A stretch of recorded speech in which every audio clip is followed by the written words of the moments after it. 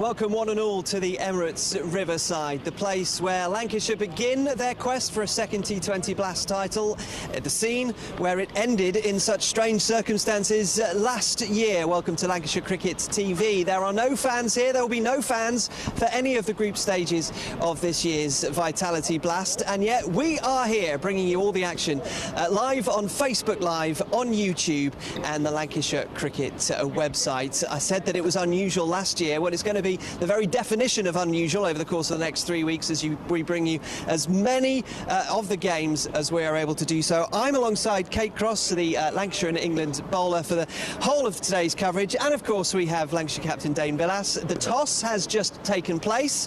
These are the pictures of Dane winning the toss, so that's the season off to a good start. Dane, tell us what you've decided to do. We've decided to bat first. It's just a used wicket, and I think you get first opportunity on it. I think hopefully we do that well. You know, the guys are batting well, and hopefully we can put a good score on the board. We've had a little bit of rain. The slate grey skies give a clue as to the weather that we might also get for the rest of the day. Have you got any concerns about getting this game completed today? Yeah, well, I was. Obviously this morning the weather prediction wasn't great, but coming here it looks fantastic, and they've done a lot of work on the ground, as you can see behind me, to get us ready, and it's nice that we've got a full T20, 20 overs, each. So looking forward to that. Hopefully all the rain's gone and we can get off to a good start. Yeah, it only stopped raining about 15 or 20 minutes ago, so the ground staff have done a very good job so far. Tell us about your team news. It's the first game of a competition, so you're picking from a whole squad. Yeah, obviously we've got a few guys missing, which is unfortunate, but it's nice to see some fresh faces as well. We've got Tom Hartley making his debut, which is great, and he's done really well for us in the four-day stuff.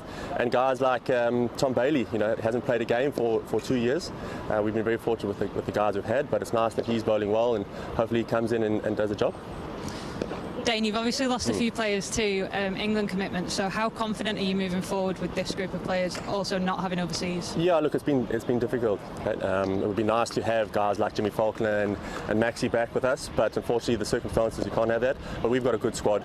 We've got guys, exciting guys, youngsters who really put their hand up over the 4 days, or the 4-day competition, and are playing well, and hopefully they get opportunity, and it's good for us as a squad, and moving forward for the club, it's brilliant. We have got used to watching cricket behind closed doors. Have you got used to playing cricket behind closed doors? No, not really. It's still difficult. All these breaks and everything that goes on behind the scenes is tough, but I mean, we've had to adapt. That's obviously the key focus. The cliche in cricket is being adaptable, and there's it's very much so this year. But it's been great. I mean, we're just so excited to have cricket back, playing, and just getting out here and doing what we love. And it's been a truncated season for obvious reasons. You've got a lot of cricket to pack in. You have already over the course of the last month and a half. But getting to finals day on October the 3rd, is that the on the horizon, the big prize that you're seeking at the moment? Yeah, of course. I mean, we've done well in this competition in the last couple of years as well, and we're very proud of this team and what they've done. So that is the goal. Obviously, we know there's a lot of good teams in the comps, so we just need to play each game as it goes and all that. But yeah, we're looking forward to it. We are pretty confident, and like I say, everybody's playing well at the moment. So and hopefully it continues throughout the whole campaign. 10 games over 3 weeks. Enjoy them. Yeah. And go well today, Dane. Thank you very much indeed. So, Kate, as we say goodbye to Dane, thank you very much indeed, and we bring in another a person with great not only intellect but relevance for today, Lancashire, England, and of course former Durham bowler Graham Onions. You're going to say good looks as well there. No, I didn't have enough things to list to get that far down it. So we'll come to you in a moment, Graham, but first of all, to winning the toss and batting first, as we kind of look to the skies, and we might get some local knowledge in a second from Graham, but it might be some tricky situations for them to overcome today, Lancashire. Yeah, absolutely, but I think like Dane said, they're just keen to get going, and I think if you've got a score on the board in T20, then you've always got that confidence in the dressing room. So yeah, I'm not surprised that they've won the toss and batted first. You can tell us, Graham, a little bit about that sense in the dressing room. How's it been? The Bob Willis Trophy has been your main focus over the course of the last month and a bit. So pivoting to T20 cricket, which is something that you're used to doing each and every year. But how does everybody feel in that dressing room? Yeah, excited. Looking forward to what the next few weeks are going to bring. Obviously, a lot of cricket, a lot of younger players kind of coming into our squad that are going to show their skills, and ultimately that's what it's all about. I mean, coming back to the point of the toss is that I don't really think it's going to make a massive amount of difference. We want to have a batter put runs on the board. If we do that well, we'll give ourselves a great opportunity to win this game. If we don't set the foundations early, then we're going to obviously put ourselves under pressure with the ball going into the latter half of the game.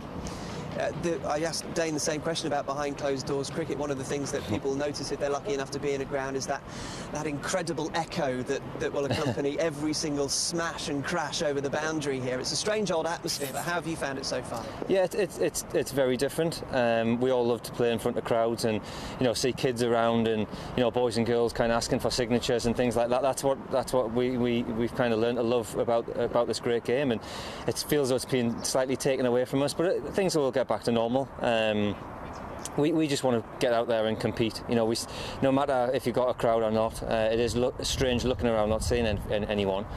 But once you get the Lancashire, red rose on your chest, and you go out there and you want to compete against Durham today, and the game's going forward, it's exciting. And the lads are ready. They're ready to get out there and perform. It's a chilly old day, I'll be honest with you. It's breezy, it's cold. We're wearing... I've got my winter coat Yes, on. exactly. We're wearing winter coats, and Graham's a hardy old soul. He knows exactly what temperatures to expect up here. But it is a strange environment in which to start T20 cricket, which is usually kind of end of May, maybe beginning of July at the very latest. So, yeah, we are experiencing something a little bit different, aren't we? Well, I was actually here for the final game at the T20 Blast last year that Lancashire played, when I think the Test match was on Old Trafford, so they had to come and play against Kent up here, and actually the crowd was similar. So the Lancs boys will be used to this. Unfortunately, it was obviously wasn't great for them in the semi-final, but yeah, I'm just sure they're excited to get going. I've not had the opportunity to play any cricket this summer, and I'm so excited to be here just to watch. So it feels new. It feels exciting. Yeah, that knockout game last season was strange because Lancashire chose to play here because of their excellent record at Durham. It didn't work out last year, but in principle, the argument remains, doesn't it? Because Lancashire's record here is extraordinary. I think they've only lost twice to Durham here at the Riverside. Yeah, we've got some pretty good tactics here as well. We're a massive outfield. We kind of run hard, put the fielders under pressure and stuff. So, I mean, Dane scored a fantastic 50 over 100 not that long ago, and he's racked up some pretty good scores as well. So I'll be looking at the captain to kind of run them ragged a little bit, really. But I mean, you talk about the weather. It's starting off in the first 6 overs, you look to hit boundaries and of course put the pressure onto Durham attack, but if we don't kind of treat them with respect that they deserve, we could find ourselves in a little bit of trouble. So don't expect all guns blazing to start off with, but I think wickets in hand, we should get a good score. Yeah, it's always difficult to know, isn't it? I just had a question then. Yes, sorry we'll to interrupt. How do you think the dynamic of the batting order is going to change, missing Liam Livingstone at the top? Yeah, it's funny. I mean, this is certainly not no disrespect to Liam at all, but we're probably going to have a little bit more finesse, should I say, with Keats maybe opening the batting. But look, Liam is our top of order specialist. Really, he comes out there and he destroys attacks, and he does that very, very well. It'll be slightly different. We spoke about that last night. There's different ways to go about your innings, and actually it's quite nice that Al Davies will be put under a little bit of pressure as well. Like, he's going to be a slightly more senior role. And then maybe someone like Keaton Jennings will be there to just bat through the full 20 overs really, but he'll be a miss. Someone that can clear the rope is going to be a big miss for the team.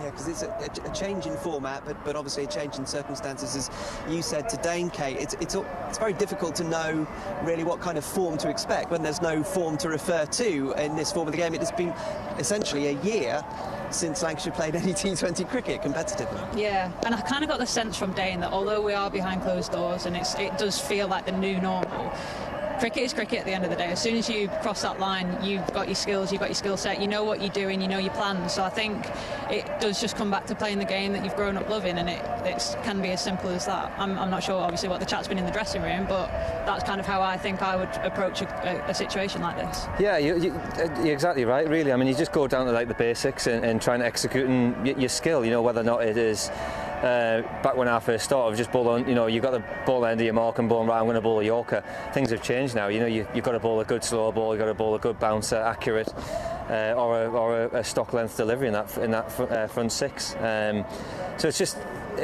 ultimately it comes down to getting the ball in your hand and executing your skills really, and I think whoever does that the best will come out on top.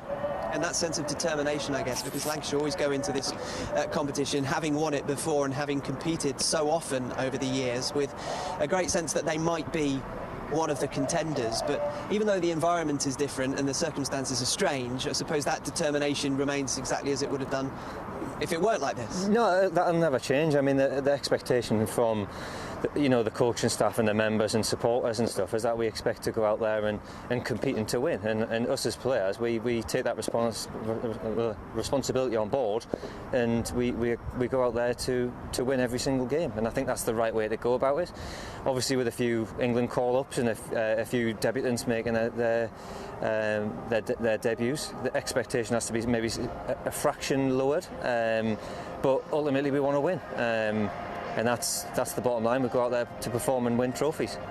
We'll talk a little bit more about Tom Bailey a little bit later on, because Lancashire are batting first, having won the toss out of its North Group game in the Vitality Blast, split into 3-6 groups instead of the normal 2 groups of 9. But Tom Bailey and you, Graham, have been the real stalwarts of the wicket taking from the seam bowlers, certainly over the course of the last couple of years. He hasn't had the opportunity to play that much T20 cricket. He made his breakthrough, like a lot of players, in this form of the game. So what skills does he have that we'll be able to see later that might work, particularly in the conditions today and on the pitch today too? He did tell me the stats that he hasn't played a game for about 3 or 4 years, or maybe even more. So he's actually excited.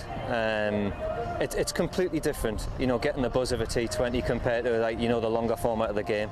But he's excited to kind of be that senior player, take up a slightly different role of obviously seaming the ball earlier on, and then however he's going to be used later on in the innings. Really, he's fully determined and he's ready to go. Really, and I think he deserves a lot of credit the way he's got himself fit and strong and in a position where he can play all forms of the game, really. So I'm pleased for him, and I'm sure it'll be good for Lancs going forward. And you've captained a T20 side, obviously, Kate. We have to talk about that. It's from your experience that I bring this question to you. That more and more these days, I think at the beginning when T20 cricket came in, there was a sense that it was a little bit of a lottery. You didn't necessarily know how the games would go, and it was hard, therefore, to prepare for T20 matches. But it's so much more a game of analysis, of fine margins, of making sure that you do or are in control of those marginal gains. And so actually, even what we've said over the course of the last 10 or 15 minutes about how different it's going to be, if you prepare well, you can be in control of the outcome. Yeah, I actually remember sitting Dane down at the beginning of last year, because it was the first time I'd captained, and I just wanted to get a bit of a feel of kind of how he did it, because he was so successful with his campaign last year. And he spoke about a winning formula, and having that winning formula and adapting that formula to when you get out on the pitch. So unfortunately we didn't find the winning formula, we didn't get that far, but yeah, he just spoke about having a plan, and then if that plan doesn't go well, then you adapt it as you're out there and you adapt to the conditions, the pitch, etc. So yeah, I just think I'm just looking forward to seeing some cricket, to be honest. Yes. Not thinking about it, just playing. It's going to be a great opportunity for us to watch, and certainly as well for you to watch on Facebook Live, on YouTube, and the Lancashire Cricket website. And Graham mentioned Alex Davies, a huge day for him, not only because of Liam Livingstone, his normal opening partner, not being with us, of course, but Alex Davies is getting a little bit older than you might have remembered, and he still remains, nevertheless, Lancashire's opening pocket rocket. It's not that fresh in the memory anymore, but when the finals day or the T20 season comes about, it's what we all aim for. We use it as a motivating factor, how good that year was and how good that finals day was, and something we've been trying to replicate every year, but just not quite done it yet. So are you a different player now than what you were in 2015? How much have you improved your game since then, do you think? I think so. I think I'm a lot better player than I was then, even though I did well in the final. But I think the main thing that's changed my role. So me and Liam are established at the top now, and even though sometimes I get off to the odd flyer, it helps if he goes berserk and I'm the one to sort of play he calls them proper shots, but I just call them less risk. So it's more how we complement each other. My role that day in 2015 was to get off to a flyer, so it's more the role that changes, and let's say Liam wasn't playing for whatever reason and he has to leave us, then I might have to take his role. So yeah, I'm a different player, but it all depends what the team needs, really. You've had the gloves, obviously, since we restarted. Good to get them back? Yeah, it's awesome to have the gloves back. I was dying to keep last year, but I broke my finger early in the year and it was just niggling me all year. If anything's helped that, it's lockdown. Just not catching balls, not doing anything for months on end, and when we then came back to training, I was pain free, so that's helped a lot. And Burnsy, the physio here, has worked a lot with me on splints that I can wear on my fingers while I'm keeping, and thankfully they're working for me so far. So yeah, it's good to have the gloves back. And one less role for your captain to have to do, I guess. Yeah, he's getting a bit old now as well, so just let him stand in the field and I'll do the hard work behind the sticks. So that's Alex Davies, who will open the batting today for Lancashire, who've won the toss here at Durham in this first of the North Group games in the Vitality Blast campaign. And Graham, Alex has been almost kind of crazily, to my mind, a stalwart now of that opening batting partnership for a good 3 or 4 years. He has led Lancashire's run-scoring department over the course of the last couple of years as well. He's got Mark Wood to face today, though, yeah, amongst the pace and spin bowling attack that Durham will be able to provide. So he's going to have to do well. Yeah, absolutely. It'll be exciting. I think Woody, one of my good mates, he's going to be running in bowling fast, and I think obviously. The Lancashire batters with Keaton Jennings in there as well will be looking forward to the challenge, really. Look, you want to play against some of England's best players, and he's definitely up there. He bowls fast, so the lads will have to be ready, that's for sure. And those top 3 or 4 for Lancashire who will start the game shortly, Kate, as Graham said, they're going to have to be a little bit careful because it's not necessarily gung-ho straight away. Yeah, I kind of feel, I can see Keaton with his helmet on, so I'm assuming he's opening, but I kind of get the impression that the roles might have to change a little bit, and Al Davies takes on the Liam Livingstone type role of going out and playing aggressively, and Keaton kind of almost builds the innings, or you build the innings around Keaton. So it'll be interesting to see how Alex actually goes about today. I think it'll be a new challenge for him, but I think, like Graham said, he's going to love the challenge of facing Mark Wood because he's going to want to do well against him. And like you said, there is a winning formula, but it doesn't necessarily mean that winning formula is only one formula. There might be more than one, and Lancashire will have to find their way into finding that winning formula today. Yeah, absolutely, and that's where they've done so well in this tournament in years, really. They've constantly been adapting to the conditions, and like Graham was saying, they play well on big grounds, they run hard, they're fit team, and they push the 2. So yeah, I think the team that adapts best in 2020 cricket is generally the team that comes out on top. If I said that Alex Davies was a stalwart, I'm just going to mention Stephen Croft likely to come in first first wicket down today. If yeah, so what's stalwart plus another 5 years or so? Yeah, no, he's Mr. Lancashire, and he'll be coming at number 3, and he'll be putting the pressure very much back onto the bowler, and a fine player, really. So I'm looking forward to seeing how he goes as well. Still consistent, still one of our best white ball players last year, and he's trained hard once again over the lockdown period. So he'll be chomping at the bit, really, to get out there and express himself now against a very good Durham team. And indeed they are. Let's change that to a present tense. They are coming out now. You can see our 2 umpires, Steve O'Shaughnessy and Neil Pratt. The Durham team are on, ready to go, as are the opening batsmen for Lancashire, Alex Davies and Keaton Jennings. You will have the commentary courtesy of the BBC, both BBC Local Radio providing the commentary in the hands of Scott Reed and Martin Emerson. I think Kate's going to go and join them at the time as well. We hope the rain holds off. The floodlights are on for the time being. Perhaps there's a little drizzle in the air as well, but we're hoping to get a game fully underway shortly, and indeed over the course of the next 3 hours or so you'll be in the company of the BBC commentary team. We'll be back at the innings break and towards the end of the game as well. Thank you very much indeed for joining us, and enjoy the game. 7 visits here to the northeast, but of course Lancashire chose this ground for their quarter-final against Essex last year, having had such a good record on it, and then lost disappointingly. So they've made the quarter-finals in all but 2 seasons, but lost last year. It's Alex Davies and Keaton Jennings who will open the batting here.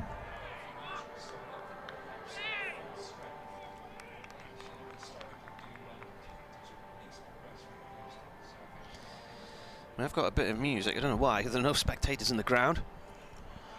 Mark Wood is going to open the bowling. Durham in blue bottoms with bright yellow tops and blue sleeves, and Lancashire in their medium red, sort of Fire Chiefs red, really.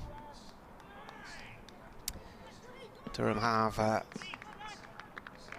5 across the offside and 3 on the leg side, plus 1 slip. Davies bat raised as Wood comes in and bowls, and the first ball is defended by the batsman. No run. Just played short on the offside. They are playing on the track they used for the Derbyshire game a few days ago, but of course, as I mentioned, that game lost 2 days, so it's effectively a day 3 wicket. One of the days there was a lot of water got under the edges of the square, and Ben Aitchison, the Derbyshire bowler, was doing some bowling practice one lunchtime when he slipped on a damp patch and damaged his ankle ligaments, so he's going to be out for the rest of the season. Davies waiting to face Wood. and that's played out through mid-wicket, and it's been chased from mid-on by Alex Lees. And they run 2. So Alex Davies, top score in T20. This is his 54th match. He got 94 not out against Leicestershire in 2018, and he has 8 half-centuries. As I mentioned, Keaton Jennings' highest score, 88 against Northampton in the final of 2016. 721 runs, 56th T20. He has 3 50s. Wood coming into bowl, bangs it in short, and it flies up into the air and is taken by Pointer. And I'm looking out there now, and the rain is starting to fall. Mark Wood's now 30, but this is only his 16th or 17th T20 for Durham. Highest score of 17 against Northampton with about 34 wickets, best figures 4 for 25 against Yorkshire in the 2016 semi-final. He hasn't played for Durham since the Sussex quarter-final defeat here 2 seasons ago. A little bit of drizzle at the moment. It looks like it's drifting in from the east, but the murk and the miserable weather looks like it's in the west, and quite a high cloud base right above us. Davies on strike as that is pulled up to Lythe at mid-on, toe off the bat job. 1 ball left in the over. And alongside me now, will in a second, when he grabs his chair, will be Scott Reed. Good afternoon, Martin. Good afternoon, Scott. Good afternoon, everybody. Who I last bumped into accidentally on the A50 a couple of Tuesday nights ago. You did, yeah. That was weird. A little randomly, that, wasn't it? Yeah. I was on my way back from Nottingham, the Notts Lancashire game. You're on your way back from Leicester, weren't you? Yeah. Wood comes in and bowls, and that's pulled towards Lees at mid-on, just inside the discs, but it lands just before him. It was never a catching chance. It was low and pitched about 3 or 4 yards from him. And again, a heavy bat from Alex Davies there. And we have 1 ball left of this over, and Lancashire are 3 without loss so far.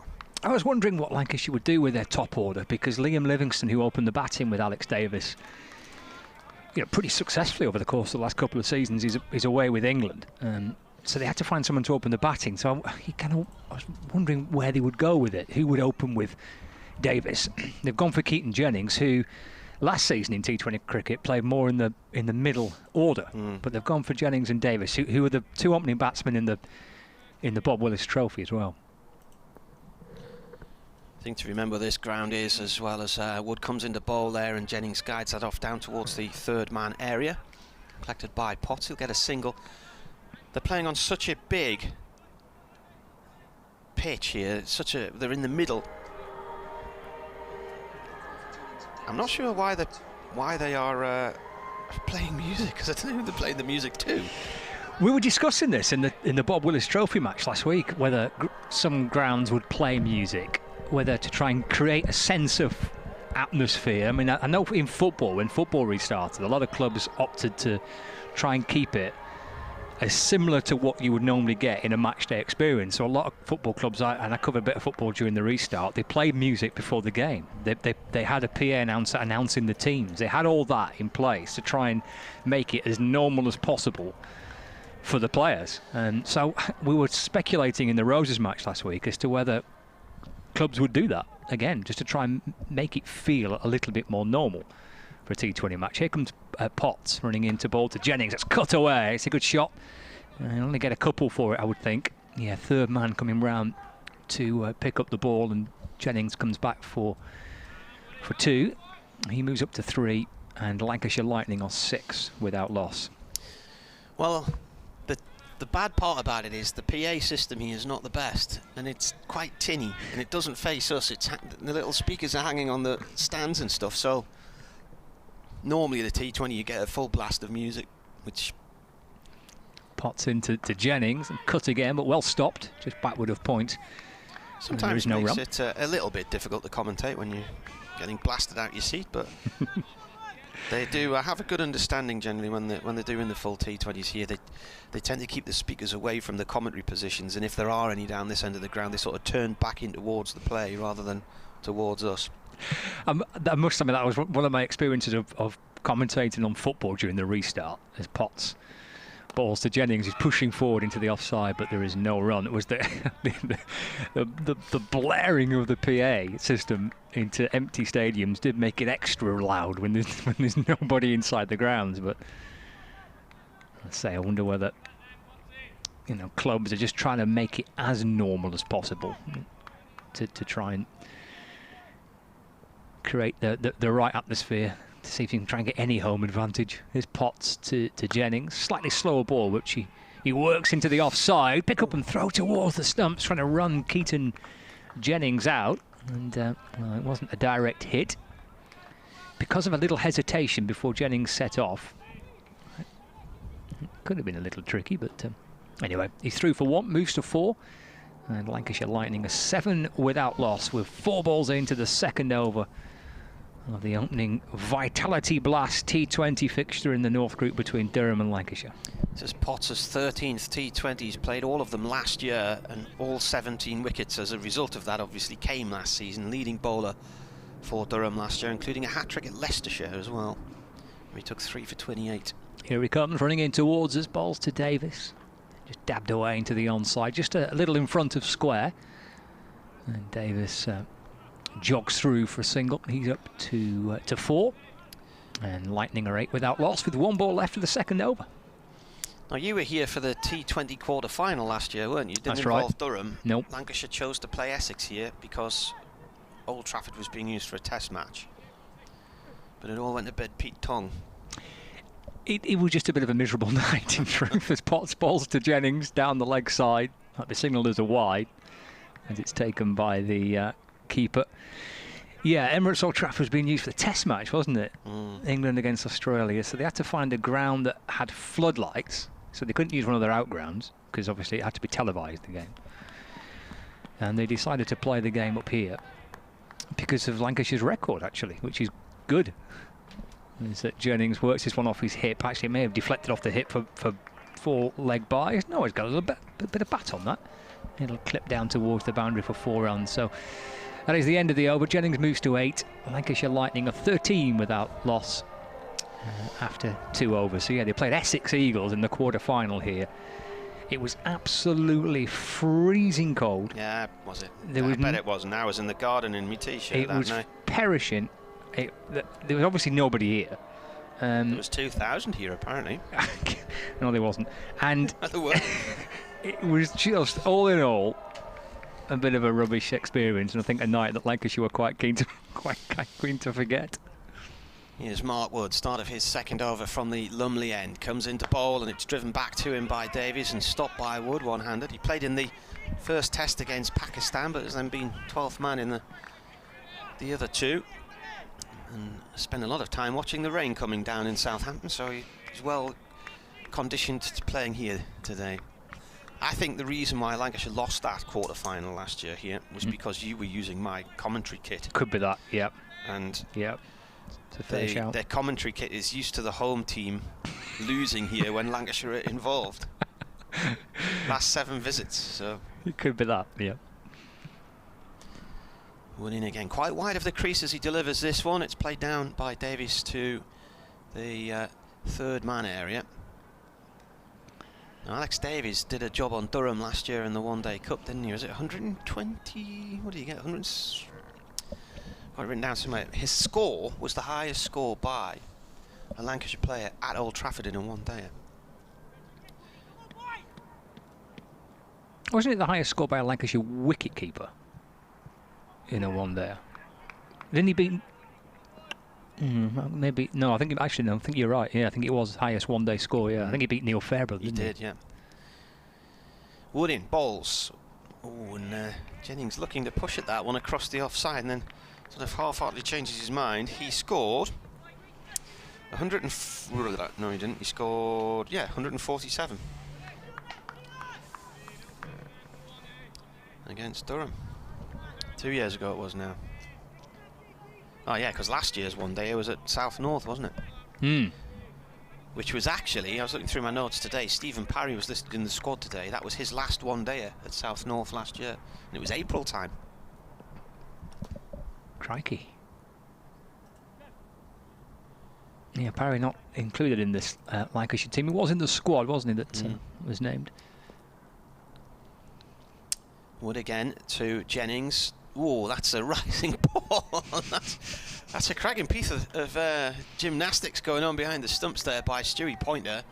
Now, was that playable or not? That was short, and Jennings is tall and he couldn't reach it. It was short and wide, and Pointer was off his feet. He was flying into the air and tipped the ball up into the air and then tried to catch it at the second attempt as he was stumbling backwards. It was a great piece of work by the keeper, wasn't it? to get something on it, he had to leap pretty high to try and stop the ball. Wood bowls. Jennings pulls hard. That's a good shot. That's away out the middle for 4.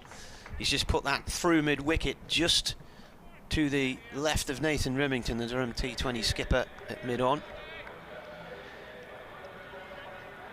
Don't know what that noise is. It sounds very tinny and echoey, doesn't it? It was a good shot, that, by Keaton Jennings. Hit it pretty firmly and muscled it away through the onside. Different role for him, though, opening the batting in the T20 for Lancashire. As I say, it's not a role he's played too often for the Red Rose in the last season or two. I think he was just a little bit short there, Wood. Needs to pitch it up a bit more, like that. Oh, and that's gone down, flying down to third man, but it bounces just in front of Matty Potts. Maybe about 3 or 4 feet in front of him. Flying through the air. 3 overs gone here on BBC Radio Newcastle and BBC Radio Lancashire. 19 without loss. Lancashire chose to bat. And remember, the T20 constitutes a match on a rainy day if you manage to get 5 overs aside. I think the shortest games I've seen have been 7 overs aside at Leicester and 9 overs aside at Headingley years ago. About 2007, the Headingley one. Well, I'm amazed we started on time. Absolutely amazed. Credit to the ground staff and to everybody wanting to get going and get the game started. As Cars comes into the attack and Jennings tries to go up and over it mid-off. Actually, just get enough on that, Keaton Jennings, and will turn and come stomping back for a second. He thinks about a third, but Nathan Remington at mid-off, running up towards the boundary to field the ball, restricting Jennings to 2, so he moves to 15.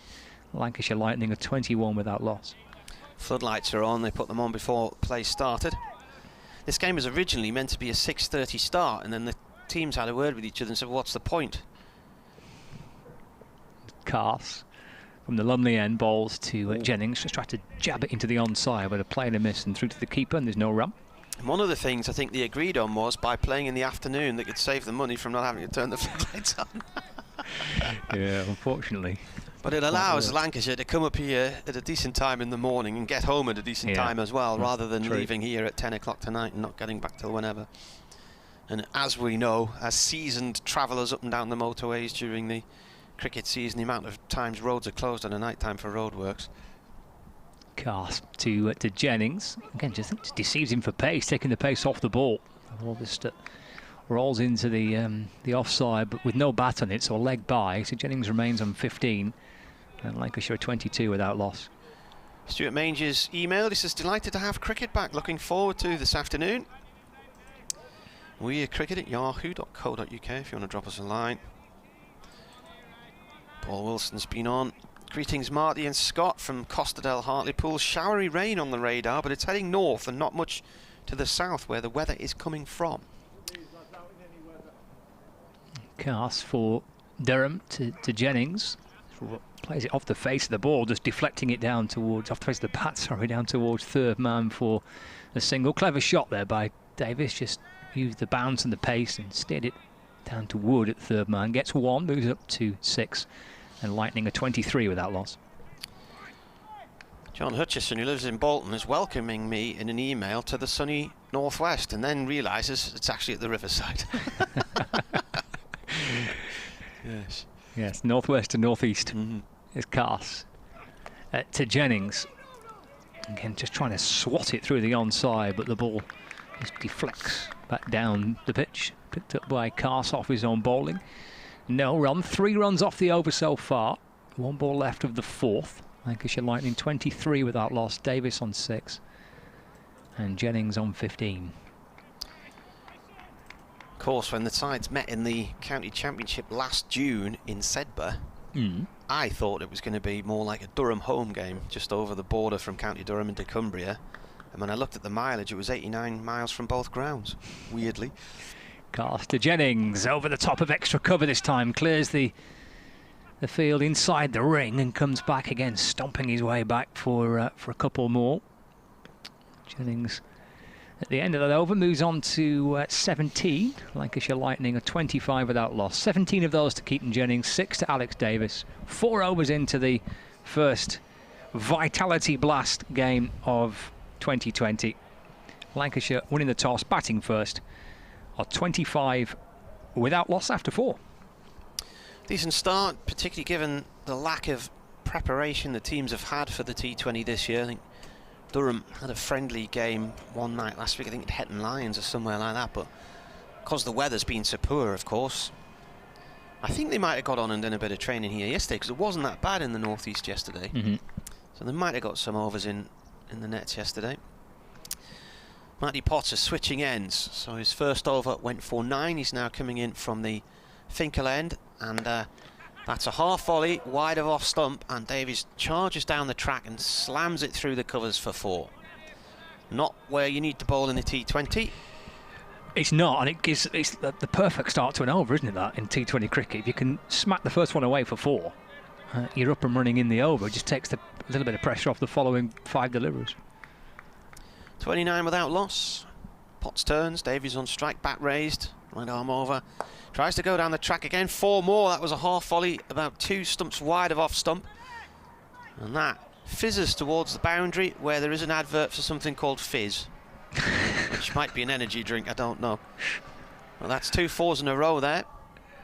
What I have noticed today as well is thousands of worm casts have suddenly appeared on this field. They weren't there on Tuesday, so there's that much rain fallen in the last day or so.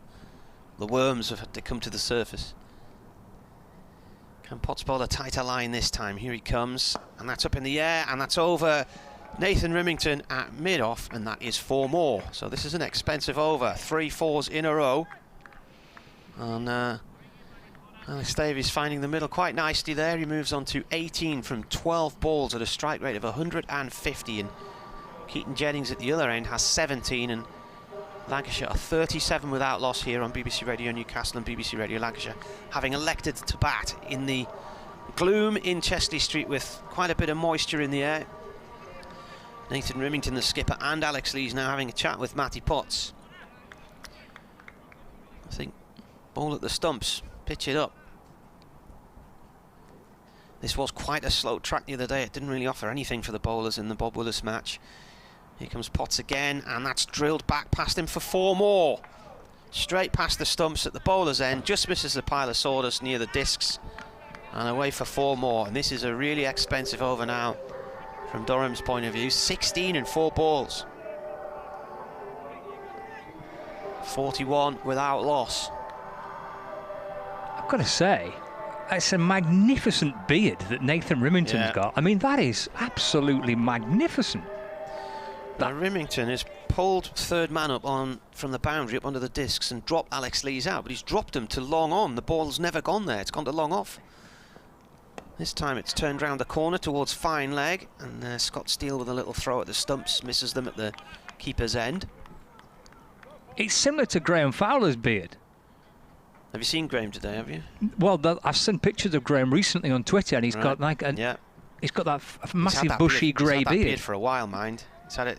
Graham Fowler, I did a thing in Lumley Castle on 5 Live the night before the Ashes test here in 2013. I didn't realise he was sitting next to me because I hadn't seen him for a while. This huge beard. Potts to Jennings. Jennings pulls this up towards mid-wicket to Cars. No run there, end of the over. Not a good over from a Durham perspective, that one. Lancashire move on to 42 without loss.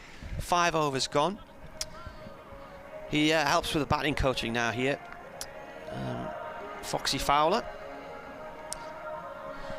Stewart's been back on. He said it's yucky here in Sedbergh, but the wind is from the southeast and it's arrived several hours before it was forecast.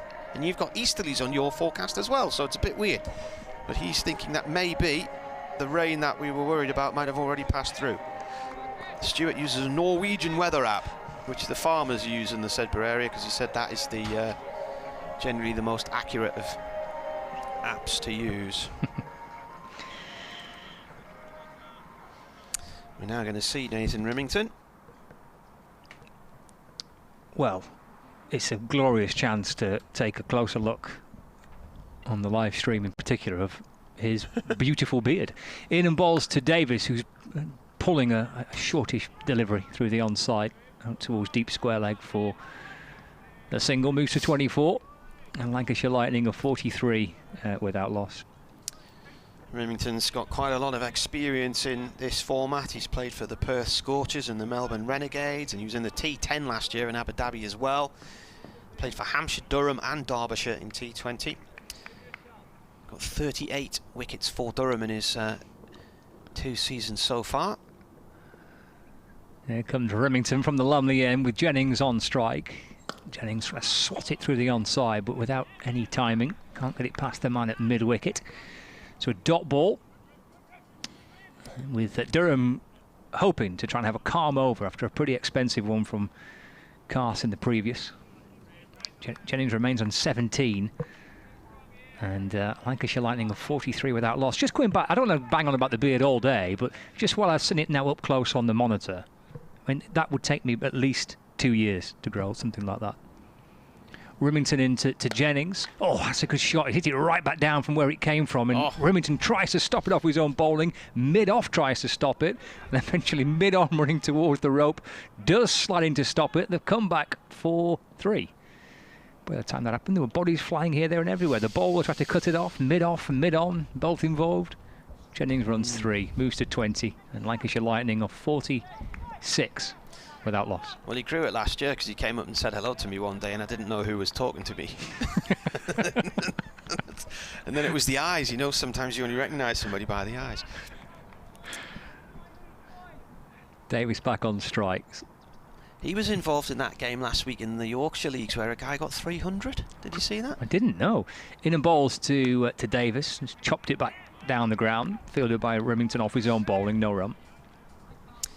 I'll look it up for you. Hello from a not-so-sunny Wheatley Hill in East Durham, says Christopher Hackworth. When do you think we'll be allowed in to watch cricket? It's hideous. We're allowed in the pub, at the ground, and also no social distancing in the park across the road, yet we can't social distance in a cricket ground. It all seems a bit daft.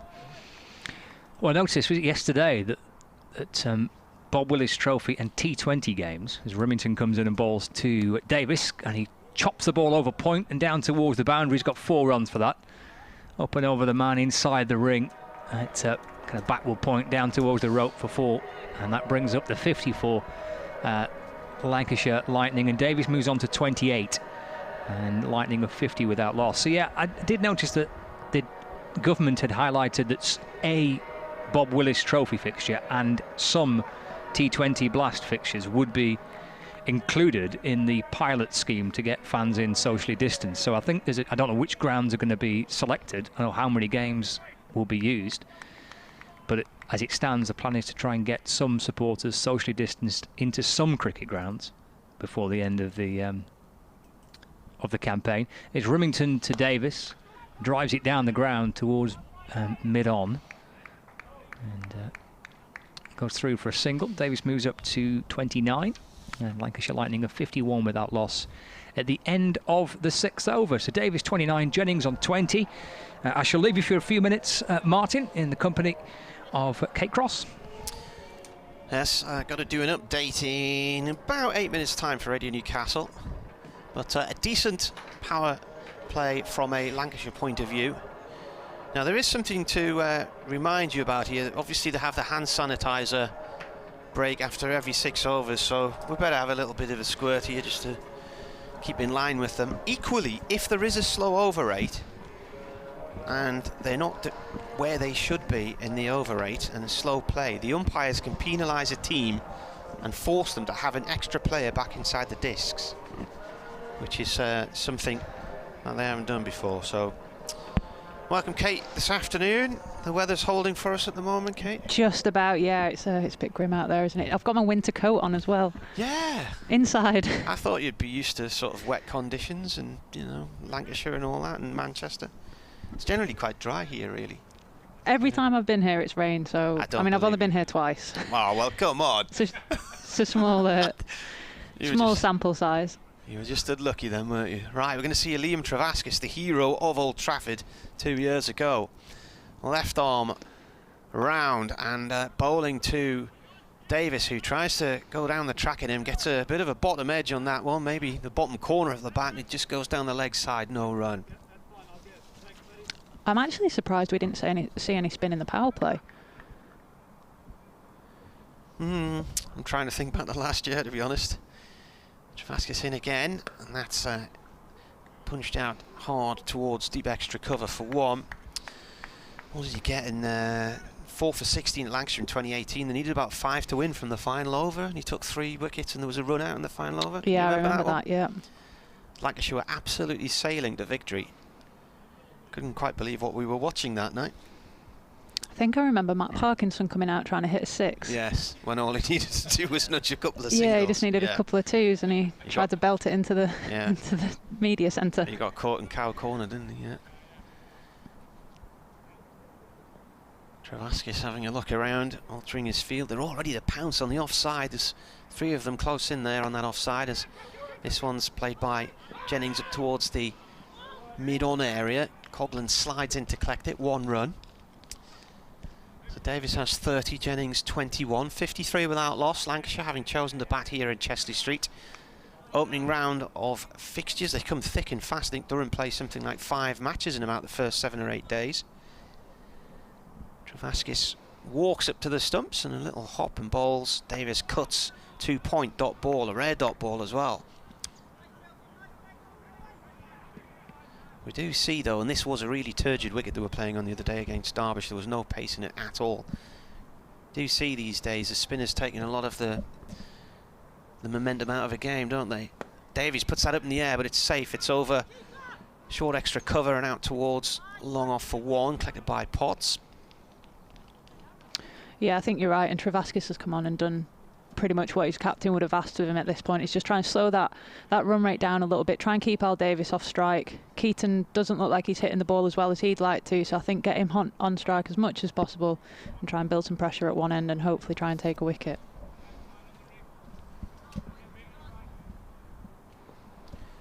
Travaskis again, up to the stumps and bowls, and flicked away down towards mid-wicket by Jennings for 1.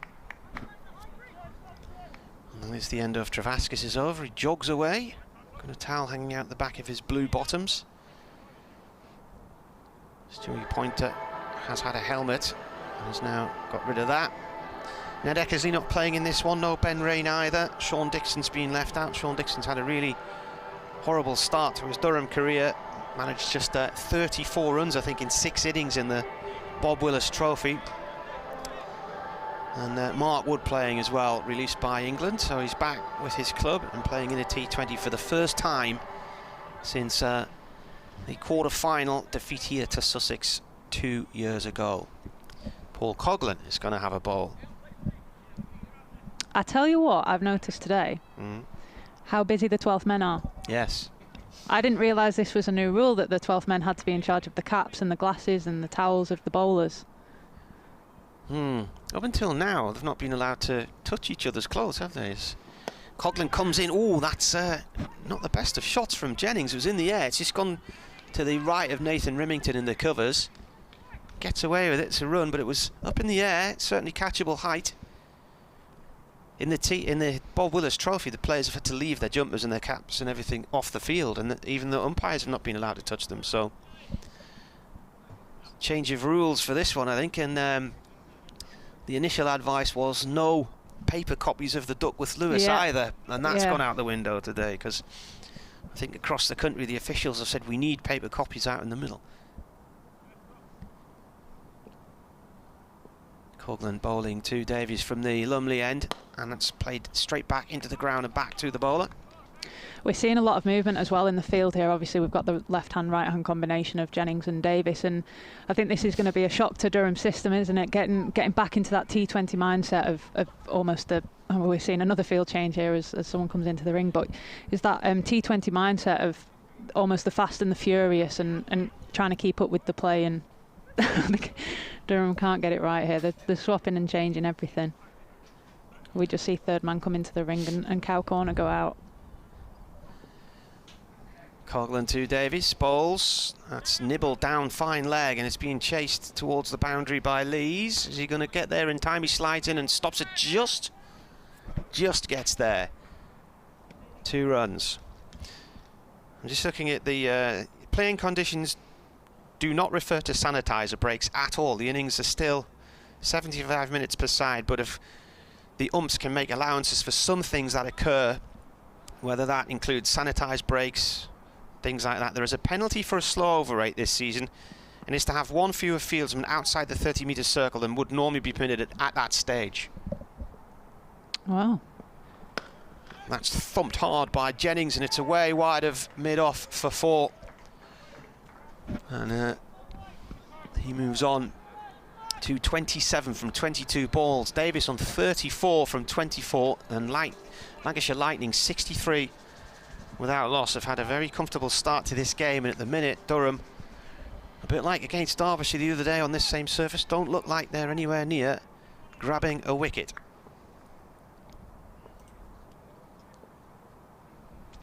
Coghlan bowls, it's a full toss, and that might be a no ball. It is for height, no ball for height, and it's gone for 4 as well. That's a costly ball. He's got to be careful now in these greasy conditions. He doesn't do that again, or he won't be able to bowl anymore. There was a nice moment there just between Jennings and Coghlan as they crossed almost. Keaton ran down the track. He just gave him a little fist bump as if to say, I'm sorry, I didn't mean to bowl that at you, because I'm sure these two would have been teammates at some point. Yeah. Well, they both left around about the same time. Coghlan was announced that he was going to Notts first, which incurred the wrath of Sir Ian Botham, who issued a angry press release at the time. That's pulled by Keaton Jennings out towards deep mid-wicket for 1. Saying that Durham had stood by Paul Coghlan through injury and had brought him up through the ranks, and now Nottinghamshire were coming along with a bit of money, and off he was going. And so Ian called for a transfer scheme in cricket. It's similar to football.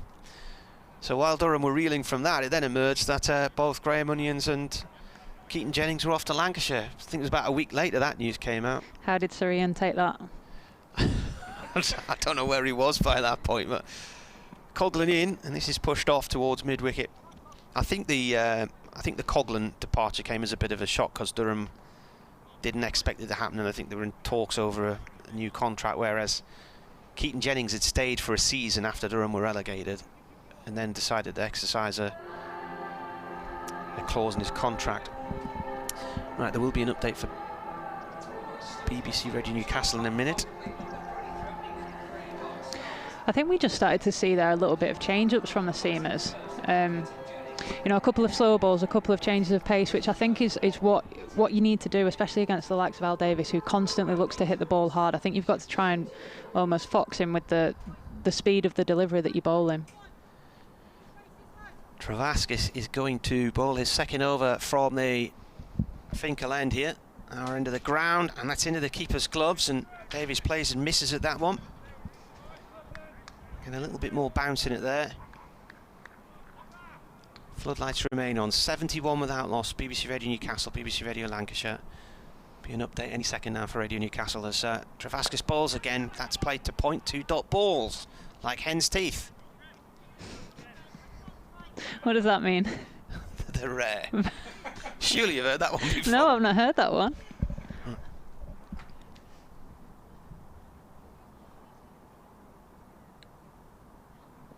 Well, gloomy conditions here in Chesty Street. We had quite a bit of heavy rain before the match was due to start, but they got going on time, so it's the opening game of this year's Blast. 10 group matches in all.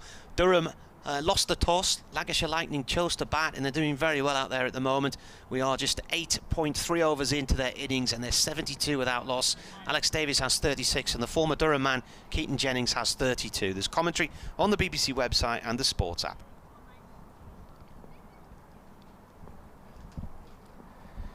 Round the wicket to Jennings. Jennings drives. It bounces just inside the discs on the leg side and out towards mid-wicket to Paul Coghlan for 1 run. You can already sense the frustration with the Lancashire batters, can't you? With the run rate just slowing down, obviously more fielders outside the circle. It feels like a boundary. There hasn't been a boundary for a while. Yeah, it does, especially after that Matty Potts over. 4 in a row at the start of that, weren't there? And then a couple of singles. Travasca's has got 3 men out on the deep on the leg side to Davies as he bowls this one, and that's played to Potts, who comes running in off the boundary from long on for the ball, and it's a single for Davies. I think it's going to take... They've had no preparation time for this, have they? So it's going to take a while to get back into the rhythm of T20. And I think that's what I meant about it almost felt a bit frantic, the over before, with the left-hand, right-hand combination. It felt like they've not quite settled into the format just yet. Travascus again bowls. Jennings plays that up into the air, but it's safe out towards deep mid-wicket, and it's gone for 4. Now, the 2 fielders out there, Alex Lees and Paul Coghlan, and I actually thought initially both of them had a decent chance of getting that one, but as it pitched, it then skidded along, and suddenly it was a losing game for those 2, and Coghlan diving to try and stop it, ended up sliding across the ropes as it went for 4. 9 overs gone and 78 without loss.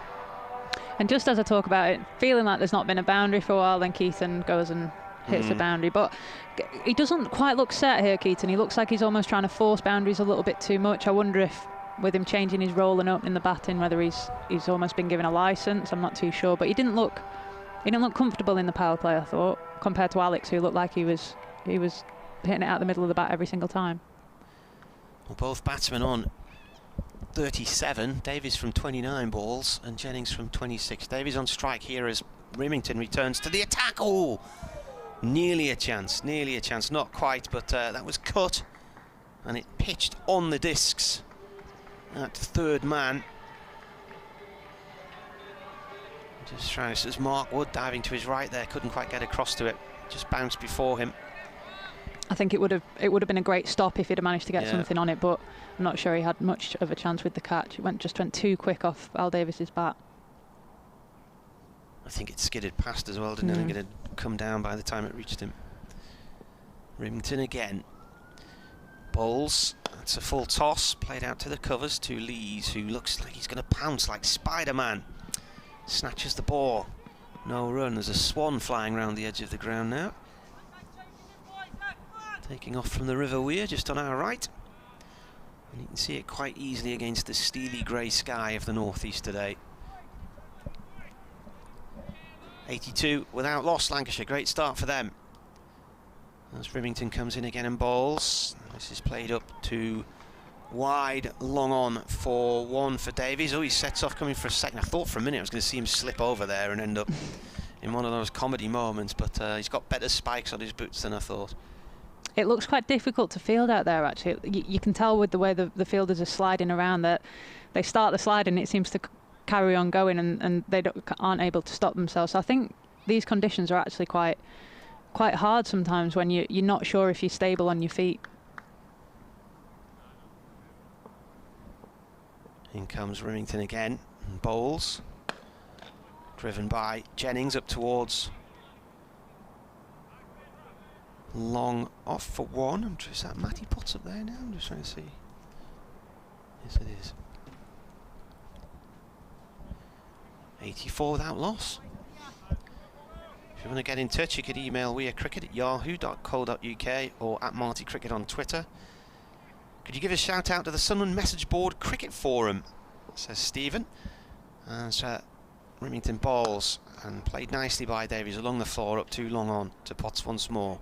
Back to the edge of the health club as he fields that one. And he says, especially can you wish Brandon a happy birthday for today? It's his 70th, which I doubt very much. He's probably only about 22 or something like that. Happy birthday. Yeah, happy birthday, Brandon. You're not 70 with a name like Brandon, are you? Unless you're Marlon Brando or something like that. Remington comes in to Jennings. That's a wideish delivery. Neil Pratt and Steve O'Shaughnessy, the umpires here, who were in fact in charge of the Derbyshire game the other day, and it is Steve O'Shaughnessy who is behind the stumps at the Lumley end, who signals the wide. I don't mind that from Rimington. I think pace off is a good option here, especially with, like I said, how hard these two batters are going at the ball at the minute. Rimington again, right arm over again, he pulls the pace off the ball, and it's played by Jennings off the toe of the bat up towards the sawdust behind the bowler's end for 1. Rimington uses the towel that he's got in the back of his blue bottoms to wipe his forehead. And the 12th men, they're on and off every over, aren't they? There's 3 or 4 of them scattered around the ground with their masks on and their surgical gloves. I almost feel like they're doing more work than the fielders at this stage. But I think I, like many other people, have only seen the environment of the England players and how they've been able to, they almost pass their hats and their jumpers over to mid-on, mid-off, and they share it because they've been in that biosecure bubble. But we're not in that environment now, are we? These boys they're not considered a household. 87 without loss at the halfway stage. I was just about to look this up, but this is the highest opening stand by Lancashire in a T20 against Durham. And beats 85 by Moore and Brown. Carl Brown, wasn't it? And Stephen Moore? Yeah. In 2013 at Old Trafford.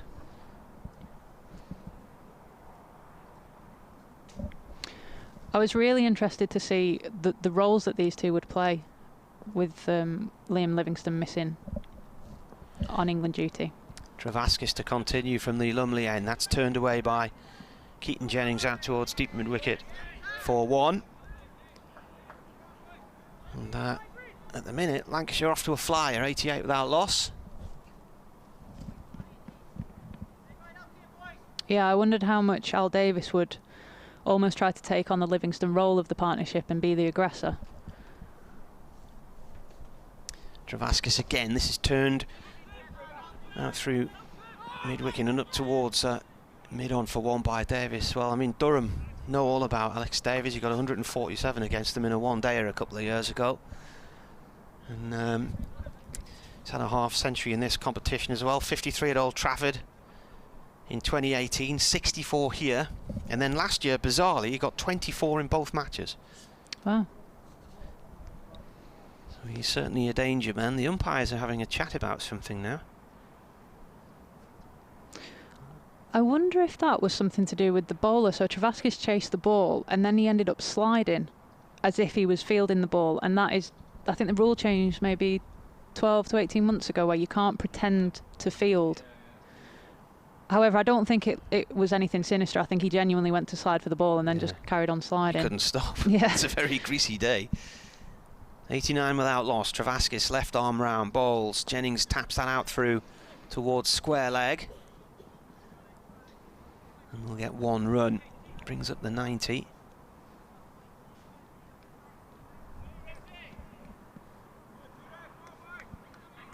The umpires obviously thought no harm done those. That seemed to be the end of the conversation when they left each other.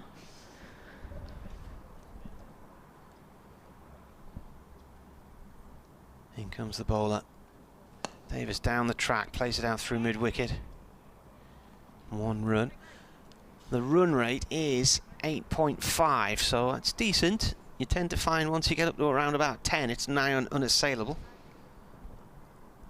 Yeah, I mean, wickets are key here, aren't they? Durham have just got to keep searching for that wicket and almost not be content with just allowing these 1s and 2s. Travaskis to Jennings, a reverse sweep, and he middles it for 4. That's a nice shot. It's gone off towards the east stand. Right out the middle. And both batsmen in a race here to see who can get to 50 first. That was a lovely shot from Jennings. He had 2 fielders to beat there. He's got a backward point and a point just on square, really, and he did well. I think he almost foxed the point fielder. He'd already set off, tried to anticipate, and got the wrong side of him, but it was a great shot from Keaton.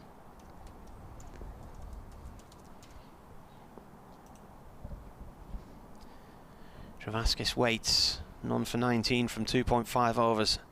He bowls. Jennings taps it out through mid-wicket, off towards the wide long-on area on the discs for a single. And takes it up to 11 overs, and Lancashire 96 without loss. This has been the perfect start from Lancashire. This is exactly what they would have wanted when Daneville last won the toss. This is, I imagined how he envisaged it to go. This is the kind of start he would have wanted the boys to get, and hats off to Al Davies and Keaton. They've looked like they've not been away from 2020 cricket, and I know changing those formats can often be difficult, but they look like they've just gone straight back into it. Hi, Scott. Hello, Kate. Is this your bag? No, that's not my bag. Okay, I shall just move it. Just pop it there. Are you well? I'm well. How are you? Good, thank you. Yeah, good. I'm pleased that we've got some cricket, which I've got to be honest with you. When I was driving up from Manchester this morning, I wasn't massively optimistic. No, we'd it wasn't get anything. great, was it? No. But credit to everybody, umpires, players, ground staff, to get the ground ready. And thankfully, the skies look okay at the minute. Floodlights are on as Cars comes back into the attack. His first delivery to Keaton Jennings is down the leg side. And the umpire signals are wide. And Lancashire Lightning tick along to 98 without loss. Put your captain's hat on here, Scott. I wonder if you'd bring Mark Wood back for an over and just try and nick one of them off.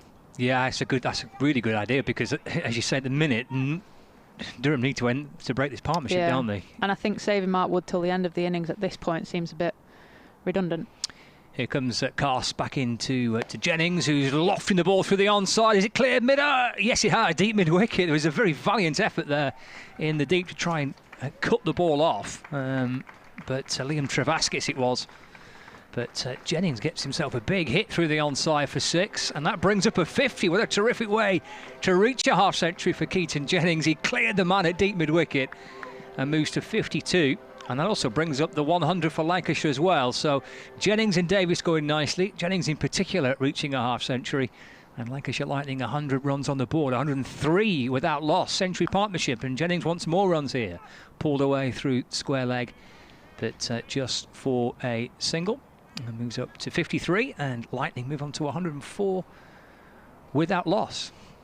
Yeah, I see what you mean. Is there any point in keeping Wood's 2 overs right to the end of the Lancashire innings? And actually, the score could be, quite well advanced at that stage. I mean, Durham have got to try and take a wicket here. Whether that's taking a risk, and can they get a mid-wicket in here to try and potentially stop that single and build a bit of pressure? But at the minute, it just feels too easy for Lancashire to score runs. It feels like they're not trying to take wickets. They're just trying to almost damage control.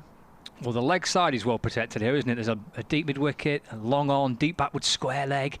Davies on strike will clip it off its pads through the onside. Just for 1 run, moves up to 46.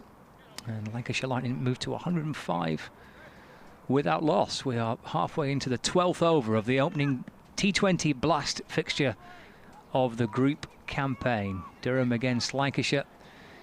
Here at Emirates Riverside at Chesley Street under floodlights, the first of 10 group games.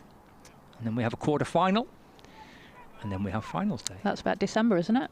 I think just this side of Christmas, is when the quarter-final takes place. At 3rd of October, finals day. If these two sides get there. It's Jennings stepping to the leg side and swatting the ball up towards long on for 1. Moves to 54. Lancashire to 106 without loss. So you can see what Carse is trying to do here. He's sent out his entire leg side, and he's trying to make batsmen create something and hit through the offside. You can see he's targeting that leg stump and almost Yorker length. But I don't know how Keaton managed to do that, but he steps across to the leg side and still managed to get it into the leg side. This is a slightly different role for him, isn't it, in this T20 team for Lancashire? Because it would be, I heard you chatting to Martin about this, as Carse balls to Davies. It's drifting onto the pads of Davies, and he'll clip it down towards fine leg for 1. So he moves on to 47, and Lancashire to 107 without loss. It's normally Davies and Livingston at the top of the order in T20, with kind of Keaton coming in the middle of the batting order. And I was interested. I was doing this pre-match talk with Graham Onions, and I was interested to know kind of what the roles they'd been given. Had Al Davies been given the Liam Livingston role, let's say, to go out and be the aggressor, and would Keaton be the glue that held the innings and everyone batted around him? But looks like Keaton's been given as much licence. Oh, this is a thick top edge off a no ball, actually. It'll landing towards the onside. But ballooned high, more height than distance off that thick top edge, but a no ball signalled by the umpire. I think Well, it was the second one of the innings, isn't it? Yeah. Was it Potts that maybe did it first? Yeah, I think it was, because obviously if it was Cars, he would have been carted off. Aye, Cars would have got the cart. Yeah. 110 without loss. Does mean a free hit for Al Davies here, though. Well, where's he looking? He's looking leg side, which is pretty well guarded, that boundary. It's a big old hit. Let's see what he can conjure up. Cast comes in and balls to Davies, who's trying to ramp it, and actually goes right across his stumps and tumbles over. And there he's lent on his knees and appearing up towards the sky. He got himself all twisted and tangled up there, Alex Davies, trying to ramp it over the keeper's head. It's a dot ball to end the over. That's a 12 gone. Lancashire Lightning 110 without loss. Alex Davies on 47. A half century for Keaton Jennings, 55. Not out. Where did Durham go from here to try and break a partnership and get themselves back into this, Lancashire batting order? Yeah, personally, I'd be looking to bring Mark Wood back on. He's your strike bowler. He's your England, he's your experienced player. He's been released from England, so you want to use him as best as possible, and I think you don't want to leave him too late, like I said earlier. And I think sometimes you can fall into formulas with T20 cricket, and you can have Woody opening the bowling and finishing the innings. It's Steele into Jennings. That's cut through the offside just for one run. Jennings moves to 56. And Lancashire Lightning, all the ones on the board now, 111 without loss. I'm not explaining myself very well there. I know you have to have formulas in T20 cricket, but I mean, sometimes you can get sucked into those, and Wood will bowl overs 1 and 3 and 18 and 20, whereas sometimes you've just got to adapt. You've got to go with your gut and think, right, I need a wicket here. Who's going to do that? And you would normally look to Mark Wood for those. Steele to Davies. Wristy shot off the back foot, plenty of bottom hand, working it through mid-wicket for a single. Davies to 48, and the score to 112 without loss.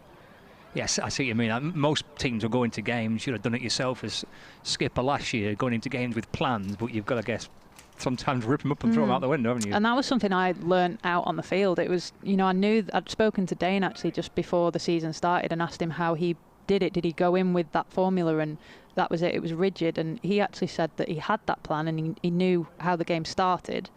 Steele balls to Jennings and chopping it into the offside. This could be, well, no, actually, in the end, the throw didn't come in as it was stopped at point. So just a one run to Jennings, moved to 57, score on to 113 without loss.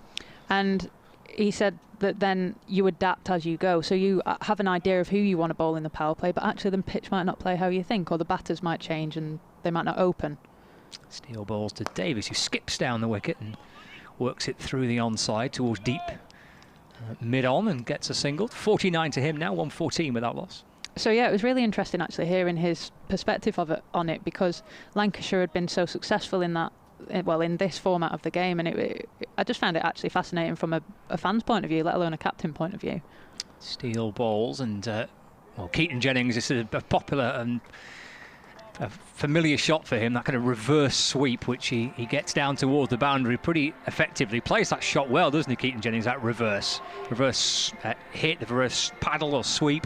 Gets 4 for it, moves to 61, 118 without loss. Yeah, and I think Keaton just anticipated what was going to happen here. Steele kind of has been throwing the ball wide, and I think he used the width of the ball to almost loft it over the short third-man fielder. Steele back in, much tighter on the stumps this time, and punched away down the ground by Keaton Jennings for one run. He'll keep the strike as well.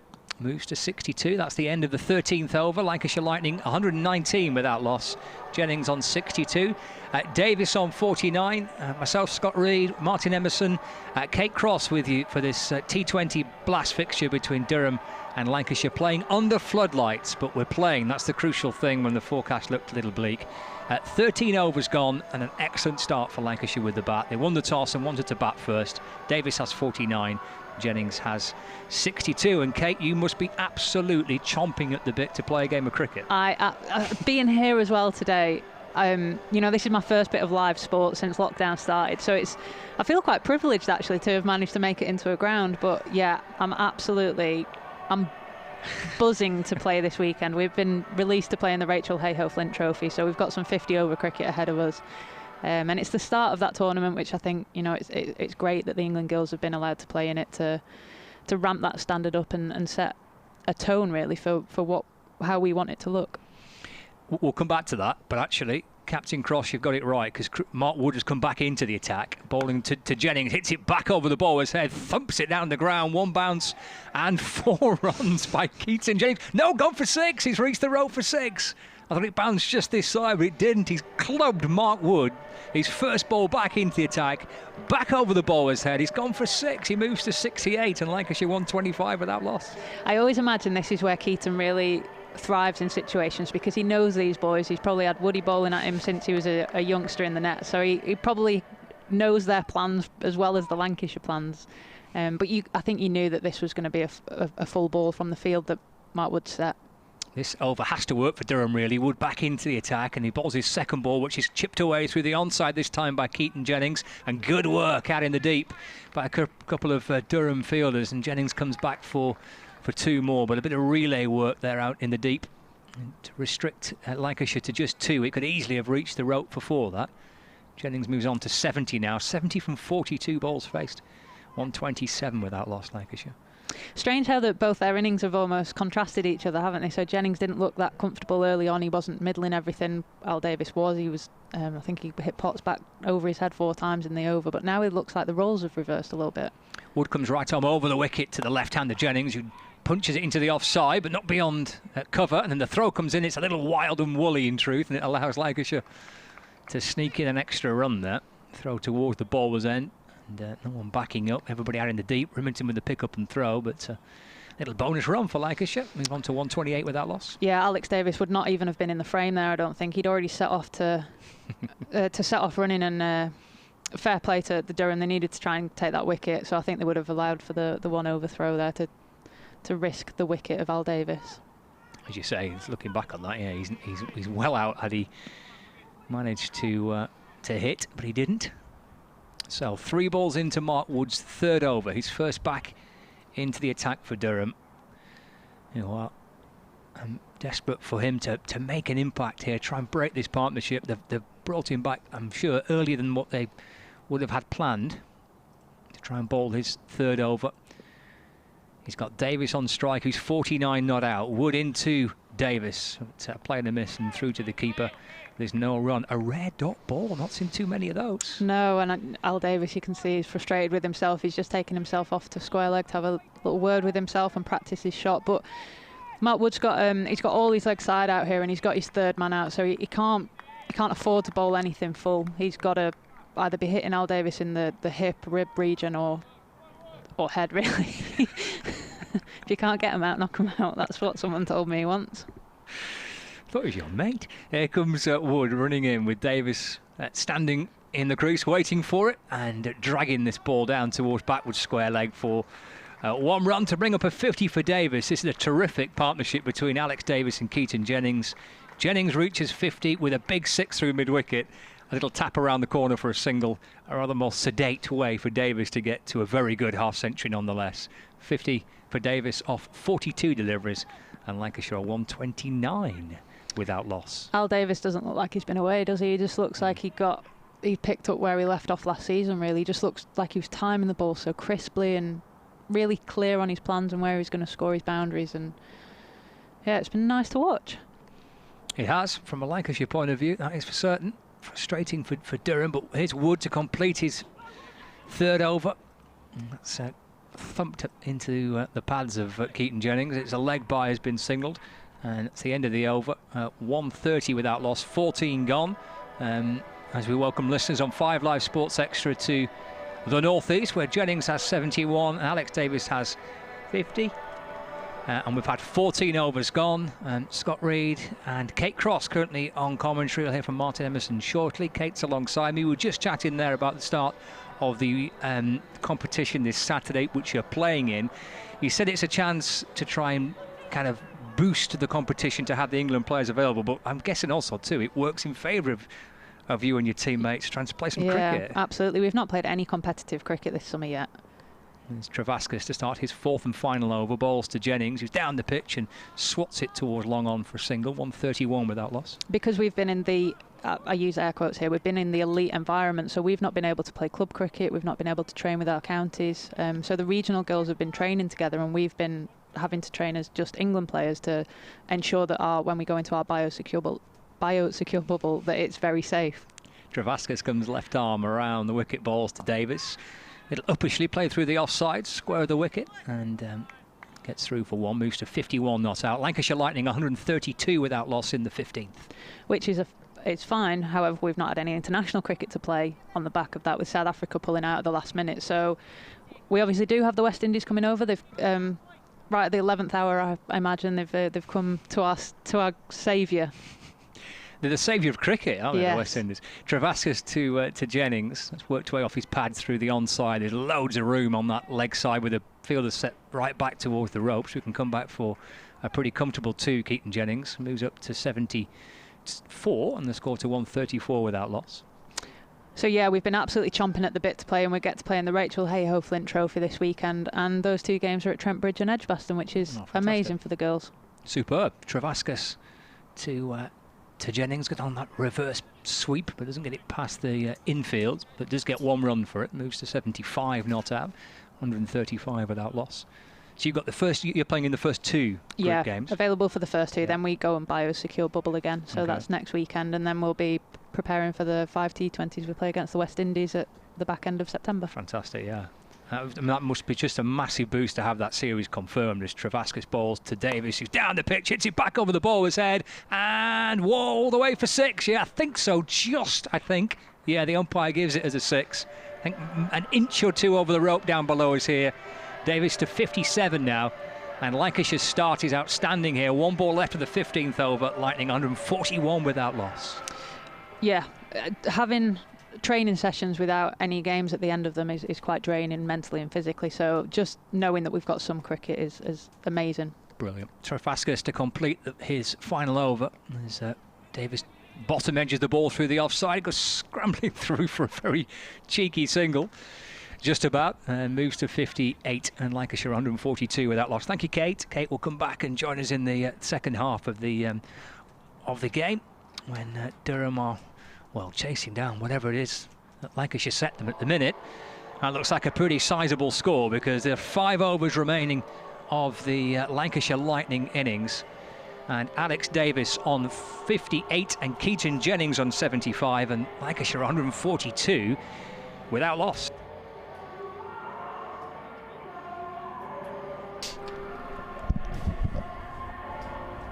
Welcome Martin Emerson back into the commentary box, replacing Kate. I can't believe how ordinary Durham look with the ball here. They are bowling with absolutely no bite or threat whatsoever, and this just looks such a formality already from a Lancashire point of view. 142 without loss, and I'll draw your attention to the 2 highest partnerships against Durham. They need another 7 to break the highest opening stand, which was Ricky Vessels and Martin Guptill for Worcestershire last year in Worcester. As steel balls here from the Lumley end, that's played off towards long on for 1, and the highest partnership for any wicket is Malloy and Brad Hodge for Lancashire at Old Trafford in 2005. I think Malloy got 100 in that game. It was the first 100 against Durham. I commentated on that one. So Steele round the wicket, balls, and it's missed by Jennings, but it's miles from leg stump. It's gone between him and the stumps and down towards our commentary position. It's picked up by Graham Clark, and they get 2 there. Were byes signalled or not? I'll be honest with you, Martin, I wasn't looking. No, I don't think he got. Sorry. I don't think he got anything on that. Let's have a look again. Here is the bowler comes in. That's played up towards long on by Jennings for 1. So both of these players look set to get higher scores perhaps. Jennings needs another 10 to equal his, which was in the final in 2016 for Durham against Northampton, remains the highest score on a 2020 finals day. Davies pulls this off towards square leg on the boundary for 1. So that takes Lancashire on to 147, and 2 more runs, and it's the highest opening stand against Durham by anybody. Stealing again, balls, a reverse sweep from Jennings for 4. Lovely shot. He's hammered that past point and up towards the pavilion steps. And now 150 for none.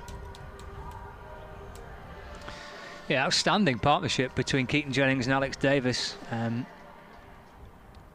This is, I mean, Lancashire would normally have Liam Livingston and Davies opening the batting in the T20 competition, so it was interesting to see where they would go with Livingston being away with England, who would join Davies at the top of the order, but Jennings has been superb. Jennings down the wicket. And plays out to long on for 2. No, going to come back for 1, just the 1. Durham have kind of, that's the end of the 16th as well, 152 without loss. Jennings on 83, Davies on 60. Jennings have Durham have kind of played their ace in the pack. They brought Mark Wood back into the attack. He bowled right at the top in the power play, as you'd expect, and ideally, I guess Durham are wanting to then use him towards the end of the innings, but they've had to go back to Wood to try and break this partnership. So he's bowled 3 overs now, didn't get the wicket. In fact, the first ball back into the attack, Jennings clubbed him back over his head for 6 rather. So yeah, they've got issues here. It's kind of self-preservation a little bit at the moment for Durham, kind of just trying to keep this as down to a chaseable score with Lancashire with bags of wickets in hand. 4 overs remaining. Remington back into the attack, balls to Jennings, who's just throwing his hands through everything at the minute, but you'd expect that with 4 overs left and all wickets in hand for Lancashire. Jennings doesn't really time this shot, pulls it behind square on the leg side just for 1. Moves to 84 not out of 52 deliveries, and that brings Alex Davies on strike, who's unbeaten on 60. There's rain around, affecting other games in the T20 Blast at the minute, but playing up here at the Riverside, Remington bowls to Davies, who's down the pitch and forcing the ball along the ground up to long off. It's fielded by Matthew Potts. Davies takes his total a little further forward by the addition of 1 run, moves to 61 not out. And Lancashire Lightning 154 without loss. The left-hander Jennings back on strike. The bowling from the Finkel end of the ground. And it's Remington, comes right above the wicket to Jennings. Slow ball, wide of off stump. And he'll chop that away through the offside. Only for 2. Jennings up now to 86. And Lancashire Lightning to 156 runs put on so far for the first wicket. 156 without loss, halfway into the 17th. Jennings against his former side. He's played against Durham now quite a few times since leaving Durham for Lancashire. Remington bowls, back of length delivery, slow ball as well, which Jennings pulls beautifully for 4. In front of square on the leg side, just waited for it there, Keaton Jennings, just bent his knees a little bit, slower ball, back of a length delivery. Highest score in a T20 for Keaton Jennings, moves on to 90. And Lancashire Lightning move on to 160 without loss. A 10 away, Keaton Jennings from what would be a fabulous century to start the T20 Blast for him. And Nathan Remington with this absolutely beautiful beard. I mean, it's a magnificent beard that Remington's got, the skipper for Durham. There's plenty to think about as he comes back in around the wicket to Jennings, who drives handsomely down the ground, but just before 1 run on this occasion, Liam Travaskis comes up from the long off boundary. Jennings moves to 91, and Lightning on to 161 without loss. 161 for the first wicket so far. Davies on 61. Final ball of the 17th coming up under floodlights. Remington with his yellow Durham top and blue trousers, with the towel at the back of his trousers flapping away in the breeze as he bowls full but wide of off stump, and very cutely played by Davies, squeezing the ball through third man just off the face of the bat, waited for it, opened up the bat and ran it off the face down through third man for 4 runs. He's 65 not out, and Lancashire Lightning are 165 without loss with 3 overs remaining in the innings, Martin. So we had 1,765. That is the highest partnership for any wicket by anybody against Durham.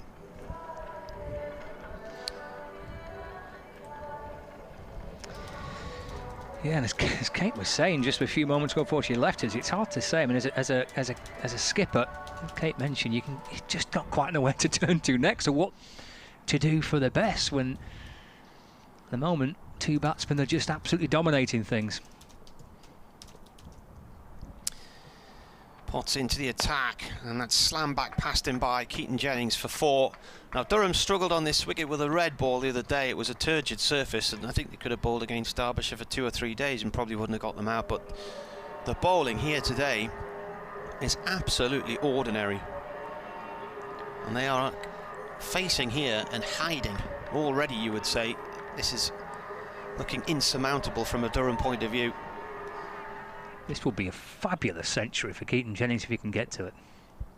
He's on 95 as Potts bowls, and he pulls that out towards deep mid-wicket 4-1.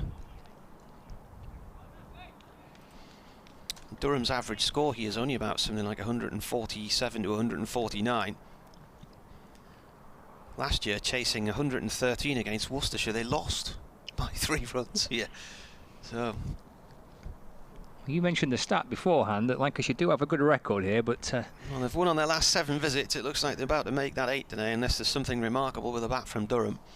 Long way to go, Martin. Well, the only thing you can think is that you just wonder what Lancashire will have in their spin armoury, for instance, on a slow wicket like this, and how Durham can take them on. But they're already going to be chasing nearly 10 and over here. And the wicket eventually, and that's the end of Davies, who, as he tries to pull Matty Potts out through deep mid-wicket, loses his off-stump and departs on 65, 170 for 1, and that wicket eventually coming in the 18th over, and Davies departs. But I think this has been quite a chastening experience from a Durham point of view, and that is a record stand for any wicket against them. And for that, congratulations to Alex Davies and for Keaton Jennings. That's a brilliant partnership for the first wicket. 170 that those two have put on for Lancashire, and Davies has played his part with a very impressive 65. But a little relief for Durham, at least. They managed to break a partnership and get a new batsman out there. They'll be hoping that they can perhaps try and slow things down if they can get someone new out in the middle. It's going to be Stephen Croft who joins Keaton Jennings. And Davies departs for 65, so 170 for 1, halfway into the 18th over. And Croft, the new batsman, batting at 3. Jennings at the non-strikers end, unbeaten on 96, but can they try and drag something back, Durham, in these final 2.5 overs? Try and take some kind of momentum, some kind of confidence going into their run chase, if they can at least try and end the innings well. Potts coming into bowl to Croft. Croft whips his wrists through that one and plays it up to long on, 1 run. He's off the mark. Well, that's all he needs to do, isn't it? Because you get Keaton Jennings on strike. Not too much point in Croft trying to mess about here. Just a little tap it down the ground, get through for 1. Brings Jennings on strike, 96 not out, so 4 away from a T20 century for Keaton Jennings. This is played up to wide, long, off for 2. Moves on to 98 not out now, Keaton Jennings. Final ball of Potts, over coming up, 173 for 1. With a delivery left. Set to be the 6th Lancashire player to get a century in T20. There's Potts bowls, and that's flicked off the legs down towards the square leg boundary for 1. So Alviro Peterson got 103 not out against Leicestershire in 2016 at Grace Road. The disgraced Lou Vincent, 102 against Derbyshire in Manchester in 2008. Stuart Law against Yorkshire got 101 at Old Trafford in 2005. Mal Lawyer mentioned earlier, and that was the first 100 for Lancashire. That was against Durham. That was in 2005, and Liam Livingston against Derbyshire in 2018. Law and Loy were just a week or 2 apart, I think, in that 2005 season. Well, he's 99 not out. As Remington comes in and bowls to Keaton Jennings, who punches through the offside, gets through for 1. That's 3 figures. He'll come back for a second, comes striding back to make it 2. And it's a century for Keaton Jennings, a fabulous innings, 101 not out, off 60 deliveries, 10 fours and 2 sixes in that innings. Takes his helmet off, raises his bat towards his current teammates. This century against his former side, But a fabulous way to start the T20 Blast this season for Keaton Jennings. 101 not out. And Lancashire Lightning are 176 for 1. Well, he only needs 3 runs to become the highest scorer in a Lancashire T20. So there's 5 players sandwiched in between 100 and 103. So Remington in to Jennings. It's a wide ball which he reaches for and chops away through the offside and calls Croft through for a single. Moves to 102. Not out. The scoreboard says the cut-off time is at 15:49, but umpires might allow for a little extra leeway with that. There's all sorts going on, isn't there, with 12 men coming on and ball cleaning, exactly, yeah, hand cleaning. But actually, they should get there anyway because there's only 4 balls left of this over. You have to be in place to bowl the final over in that period of time, so they should do it anyway. Remington to Croft. Clubs the ball down the ground just for 1 run. Quickly sprinting up is Liam Travaskis from the long on boundary, so Croft moves to 2. But he's a smart cricketer, Stephen Croft. His 16th season with Lancashire, and he knows there's not a great deal of point in him actually having probably too much of the strike at the minute. Just get Keaton Jennings on strike. 102 not out from 61 balls faced. 178 for 1 is Remington for Durham into Jennings. Jennings goes high over long on and goes for 6. Goes for 6 and becomes the highest player for Lancashire, the top highest score in T20 cricket for the Red Rose, moving to 108 not out, and gets there with his 3rd 6 of the innings. And Lancashire move on to 184 for 1. So record's been tumbling all over the place with this partnership between Jennings and Davies, and this particular individual innings from Keaton Jennings. 108 not out for the Lancashire Lightning opening batsman off 62 deliveries. Remington back in to Jennings, and he's bowled him this time. Remington with his first wicket. He does make a bit of a mess of the stumps, but Jennings departs for a wonderful century, but a second wicket to fall. Lancashire 184 for 2, but Keaton Jennings will receive a pretty rapturous applause from his teammates, I'm certain, as he makes his way off. Fabulous effort. 108 from 63 deliveries, 10 fours and 3 sixes in that innings of 108. Lancashire 184 for 2 with 1 ball left of the 19th over. Well, I think you could argue that it's damage done now. I would be absolutely amazed if Durham can get themselves back into this game. Truly amazed. They've just been taken to town today and carted around the park. Jennings got 100 against Durham in an extremely one-sided one-dayer at Old Trafford a few years ago as well, didn't he? When Alex Davies got 147, Jennings put on a massive stand. So what a performance from Keaton Jennings.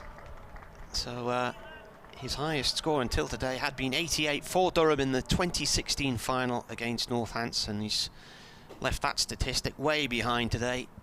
He departs for 108, the highest score by a Lancashire player. Brings the Lancashire captain Dane Villas out to join Stephen Croft with 1 ball remaining of the 19th over. Here comes Remington to complete his 4th and final over. 1 for 41 his figures into Villas, who's down the pitch to him actually and works the ball pretty neatly. Plenty of bottom hand pushing it along the ground. Travaskis comes up from long on to field towards the edge of the circle. Villas instantly off the mark. He moves to 1. Keeps the strike as well for the final over of the Lancashire innings. And they already have 185 runs to their name. It's cost 2 wickets. The wickets of Alex Davies for 65 and Keaton Jennings for 108. But 1 over left. And Lancashire 185 for 2. Just looking elsewhere in the T20 Blast. Mentioned that there's a bit of rain around. The game between Gloucestershire and Northampton has been abandoned in Bristol today. Middlesex against Essex. Play due to restart any time now, actually. It's 3:50 with Middlesex 184 for 5 from their 20 overs. So 185 will be the target for Essex. Wood in, and there's a appealing for LBW, is he? No, he's not. He didn't bother. Somebody out there did, but a leg by is signalled. It was a low full toss in towards Villas and it whacked off the pad. So 5 balls left. Croft on strike. Mark Wood bowling this final over for Durham. Croft on 2. Wood from the Lumley end, right arm over, that's up in the air, and there's a man out there in the deep. I think it's Matty Potts, he's backpedaling, and where's the line? He's well inside the line. Takes a catch, and that is the end of Croft for 2. Caught at long on, just next to the car park, to the right of the health club. He was backpedaling, and it's really difficult to see where the rope is, because the grass is so dark at that far end, and the ropes are sort of grubby colour as well, but I managed to pick it out through the binoculars, and he was about 3 or 4 yards inside the ropes there. So Croft departs. Yeah, well, I suppose it's kind of hit, get runs, or hit and get out, isn't it? And Croft going for a big hit. Very much kind of playing for the team now that there's the final over and there's plenty of wickets in hand, so trying to hit that boundary up towards long on, but a good catch by Cars, as you say. It was, you know, kind of little bit uncertain as to where the rope was. He was looking over his shoulder. The ball would be a bit greasy as well, so good take. Josh Bohannon's the new batsman, but Villas is on strike because they crossed. He pulls that one out towards deep mid-wicket for 1.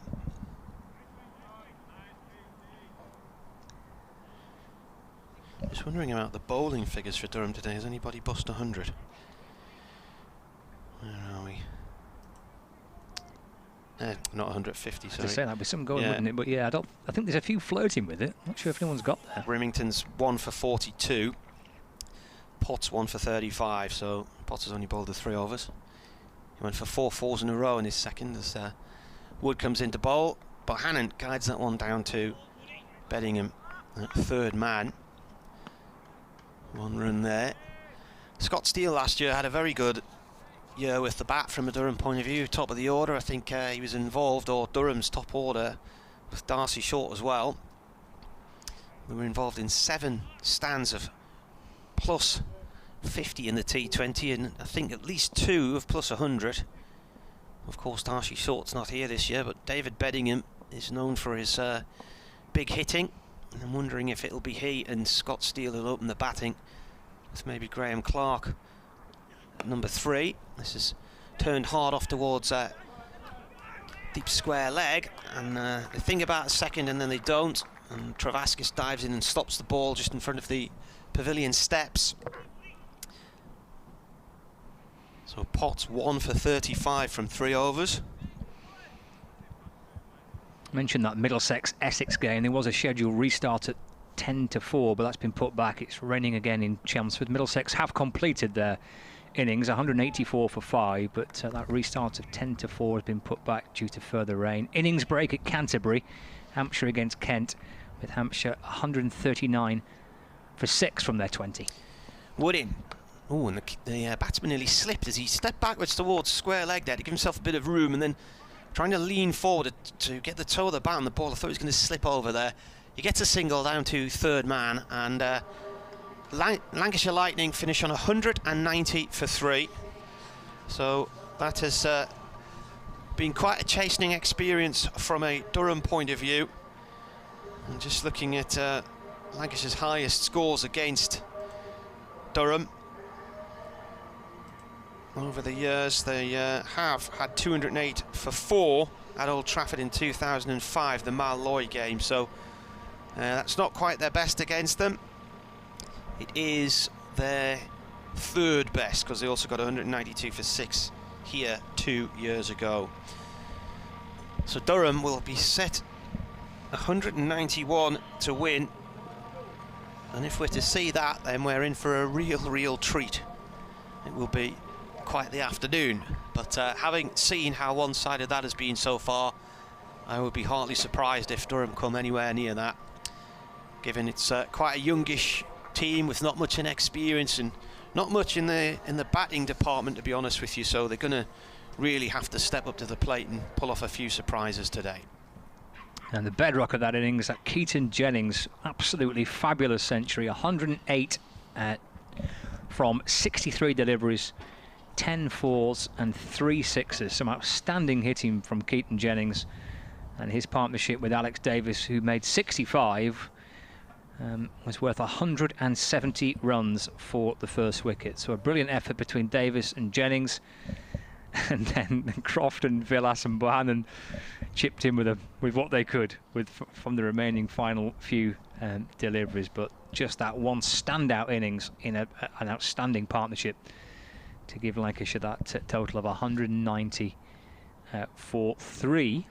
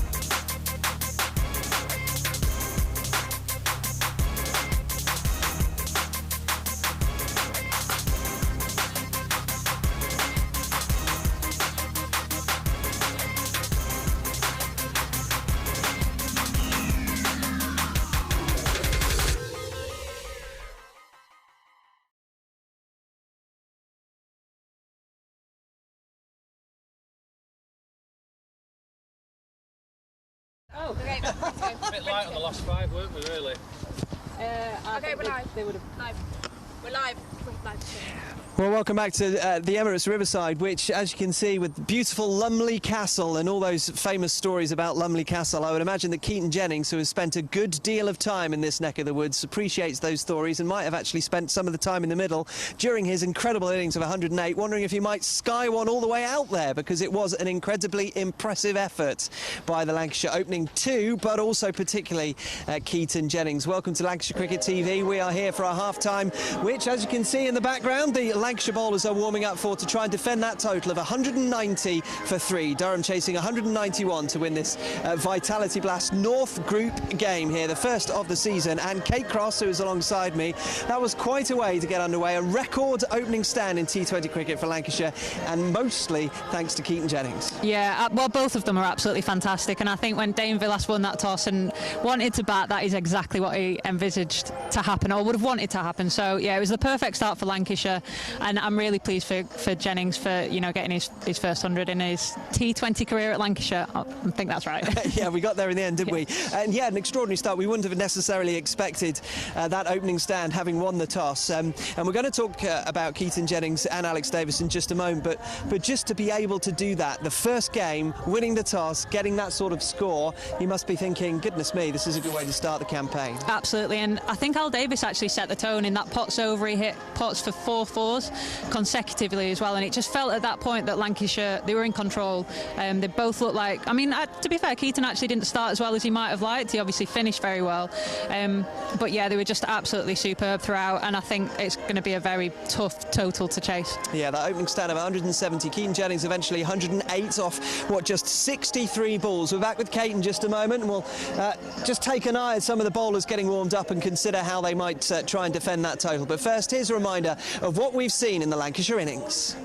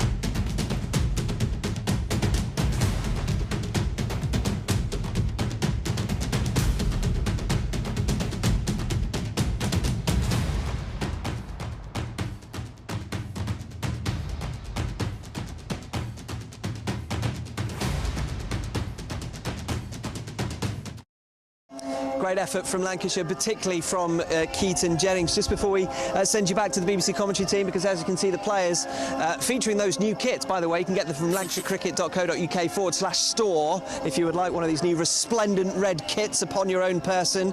Kate, we've just seen a pretty good seam attack, in particular from Durham, being blunted by Lancashire, and particularly their openers. So what do Lancashire bowlers have to do to try and make or tell a different story in this innings? I mean, wickets are the key, aren't they? And thankfully, we've got Matt Parkinson back. He hasn't played any cricket this summer. He had that ankle injury which brought him out of the England bubble. So yeah, I'm really looking forward to seeing him bowl, and he's had some good games against Durham in the past, so fingers crossed he can take some wickets for us. 191 to chase for Durham to win this game. It's been impressive from Lancashire so far. The weather is holding true, holding firm as well. Kate's going to join the BBC commentary team to take you through this second innings, the Durham chase of 191. Scott Reed and Martin Emerson, over to you. Lees has 985 runs in this format, 67 not out against Derbyshire in 2014, his highest score. He's had 4 50s, but his last was 59 against Northampton in 2016. His highest score for Durham, 44 against Worcestershire last year. And Scott Steele, highest score 70 against Leicestershire. And he is on strike. That was last season, and he's facing the spin bowling of Stephen Crofton. Already Croft cutting one through, which Steele plays and misses at. Croft in again, just this... oh, he's bowled him, as you know. The wicket-keeper's smashed the stumps to oblivion with his gloves, attempting a stumping. Was a little bit over the top, it could be argued. Alex Davies has absolutely wellied them out the ground. Stephen Cross's best bowling, 3 for 6 against Leicestershire in 2008. He took 3 for 18 against Durham in 2010, and he's got 69 wickets. Bowling is off spin. So bowling spin from the off, and there's another dot ball. So 3 in a row to start with.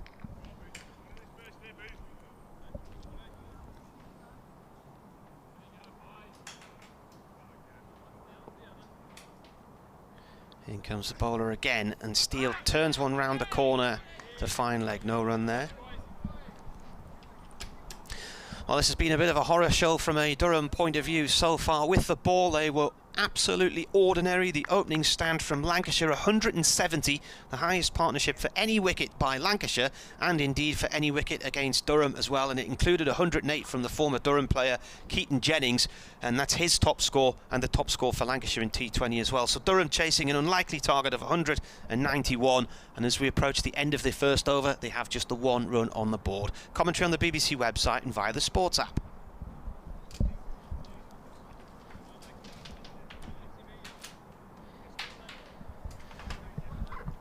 Brings Alex Lees on strike. Durham opened the bowling with Mark Wood and Matty Potts, and Potts was expensive. He went for 4 fours in a row in 1 over, plus a couple of singles. Only bowled a 3-1 for 35. Didn't really introduce spin until well into the innings. Travaskis was the 5th bowler to be introduced before we saw any spin from Durham, and Lancashire have opened with spin. Welcome back to Sports Extra, and at the end of the first over, Durham are 2 without loss. In comparison, Lancashire were 4 without loss. Big fan of Stephen Croft bowling with his cap on backwards there. I'm quite liking that. I think it's quite difficult for the batsman to pick the delivery moment as well, when he freezes on the crease as he comes into bowl, steps in a couple of paces and then freezes him on the crease line before then re-emerging from his frozen demeanour to deliver the ball. It also saves the problem of having to get your 12th man on to come and collect your cap. You know, especially when you're as quick as Croft is. He's not like he's, you know, taking 2.5, 3 minutes to bowl and over. He's kind of whizzing through his 6 deliveries pretty quickly. So yeah, just spun the cap round, had the peak to the back. Quite like the look of that. Tom Bailey will open up the bowling from the Finkel end. Alex Lees on strike. Slip in place for Lancashire, but they've got a lot of runs to play with. There is Tom Bailey, balls right on over the wicket, punched down the ground by Lees, and well, stopped off his own bowling by Bailey. That's Lees getting through for a single. So he doubles his total. He moves up to 2. Durham 3 without loss. Just starting the second over of their reply to a Lancashire total of 190 for 3, with a century for Keaton Jennings. He made 108, and Davies and Jennings, Alex Davies and Keaton Jennings, put on 170 runs for the first wicket. Target of 191 for Durham. We're playing under floodlights as Bailey comes back in and bowls to Steele. Oh, he's bowled him pretty comprehensively too. Off stumpers, uprooted, and is lying a few yards behind its friends, the middle and leg, because that's the end of Steele. And Bailey with a wicket, and Durham have lost their first wicket in the second over. And it is Scott Steele, bowled by Tom Bailey, and Durham have lost the first. 3 for 1 in the second, chasing 191 to win the game. Steele the man out off the bowling of Tom Bailey. Well, there you are then. That was the difference between the opening stands of 167. This could get rather nasty from a Durham point of view. One of the leading batsmen last year, Scott Steele, but absolutely cleaned up there. He was, yeah, it's pretty emphatic, wasn't it? Bailey just peeling away with his right arm outstretched and finger pointing up. Kind of Alan Shearer style celebration from Tom Bailey. As well as holding a sign over Durham for so many years now, 21 victories in T20. Lancashire have bowled them out for the lowest score as well. Bailey into Clark, who's the new batsman, pushing forward. He's in the ball into the offside. Tom Hartley is at cover when there's no run. That was 78 all out against Lancashire here in 2018. Prior to that, their lowest score had been 93 all out against Kent in a quarter-final in 2009, I think it was.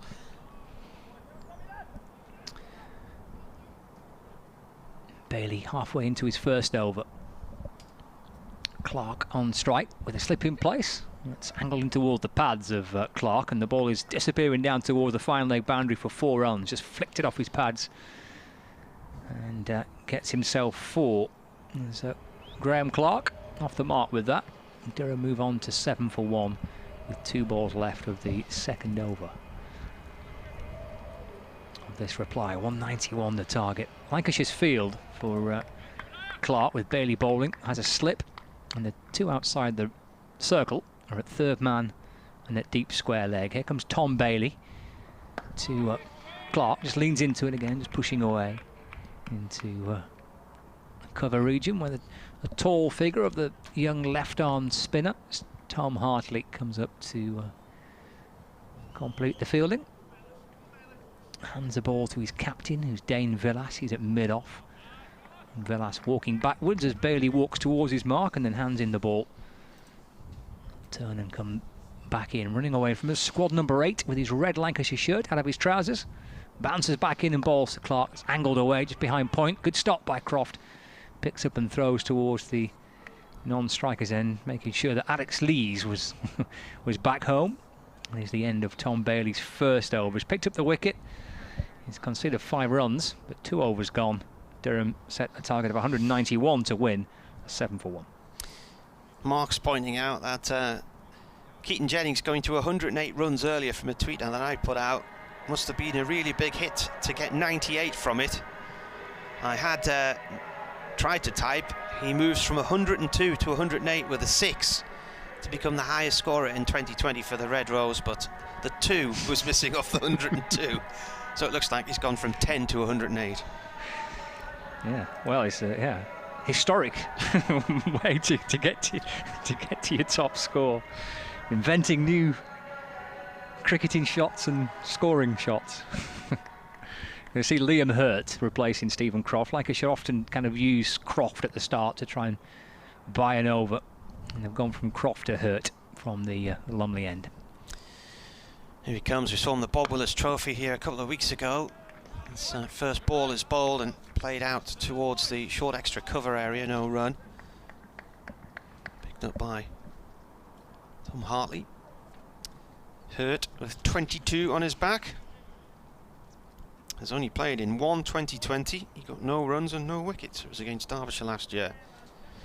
Has this style where, as he comes into bowl, he holds the ball a good 2 feet away from his right knee, then angles it in, and that's pulled by Lees. It's a no ball as well. Lees will get a single, and a no ball is signalled by the umpire,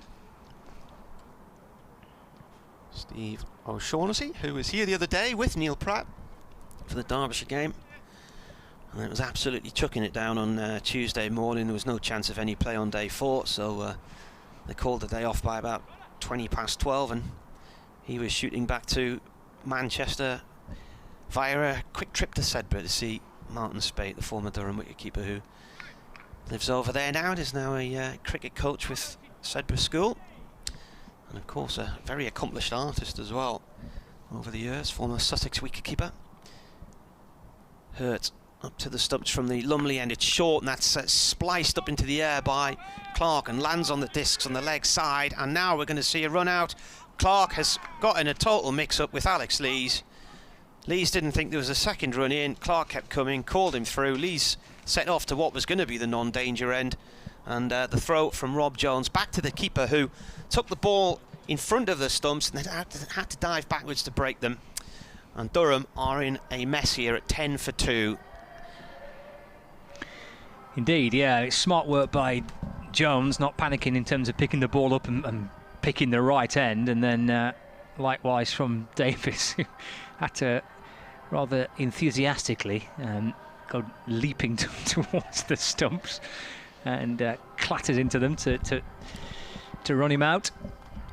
Yeah, Durham having lost 2 inside the first 3 overs, chasing 191. That often hear from professionals and former players who've been in these situations, chasing these big totals, and often say to you, just got to try and take it as deep as you can, even if it means having to play ridiculous catch-up later on, even if you're so far behind in the game. But keep the game alive with the wickets in hand. Is your only real chance of trying to chase a big score down, trying to go at it hard from the word go. Often you can get into this situation of 11 for 2. It's an awful, difficult ask for Durham. Hurting again, and this is Beddingham. Beddingham and Alex Lees have put together a couple of good partnerships in the Bob Willis Trophy of 100 plus.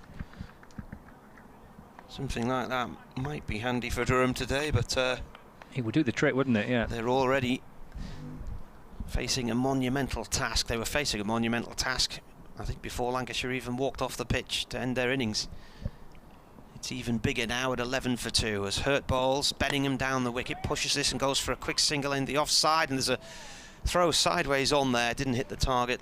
That was from Tom Bailey, the tall, thin figure of Tom Bailey. So he came round from mid-off to collect the ball.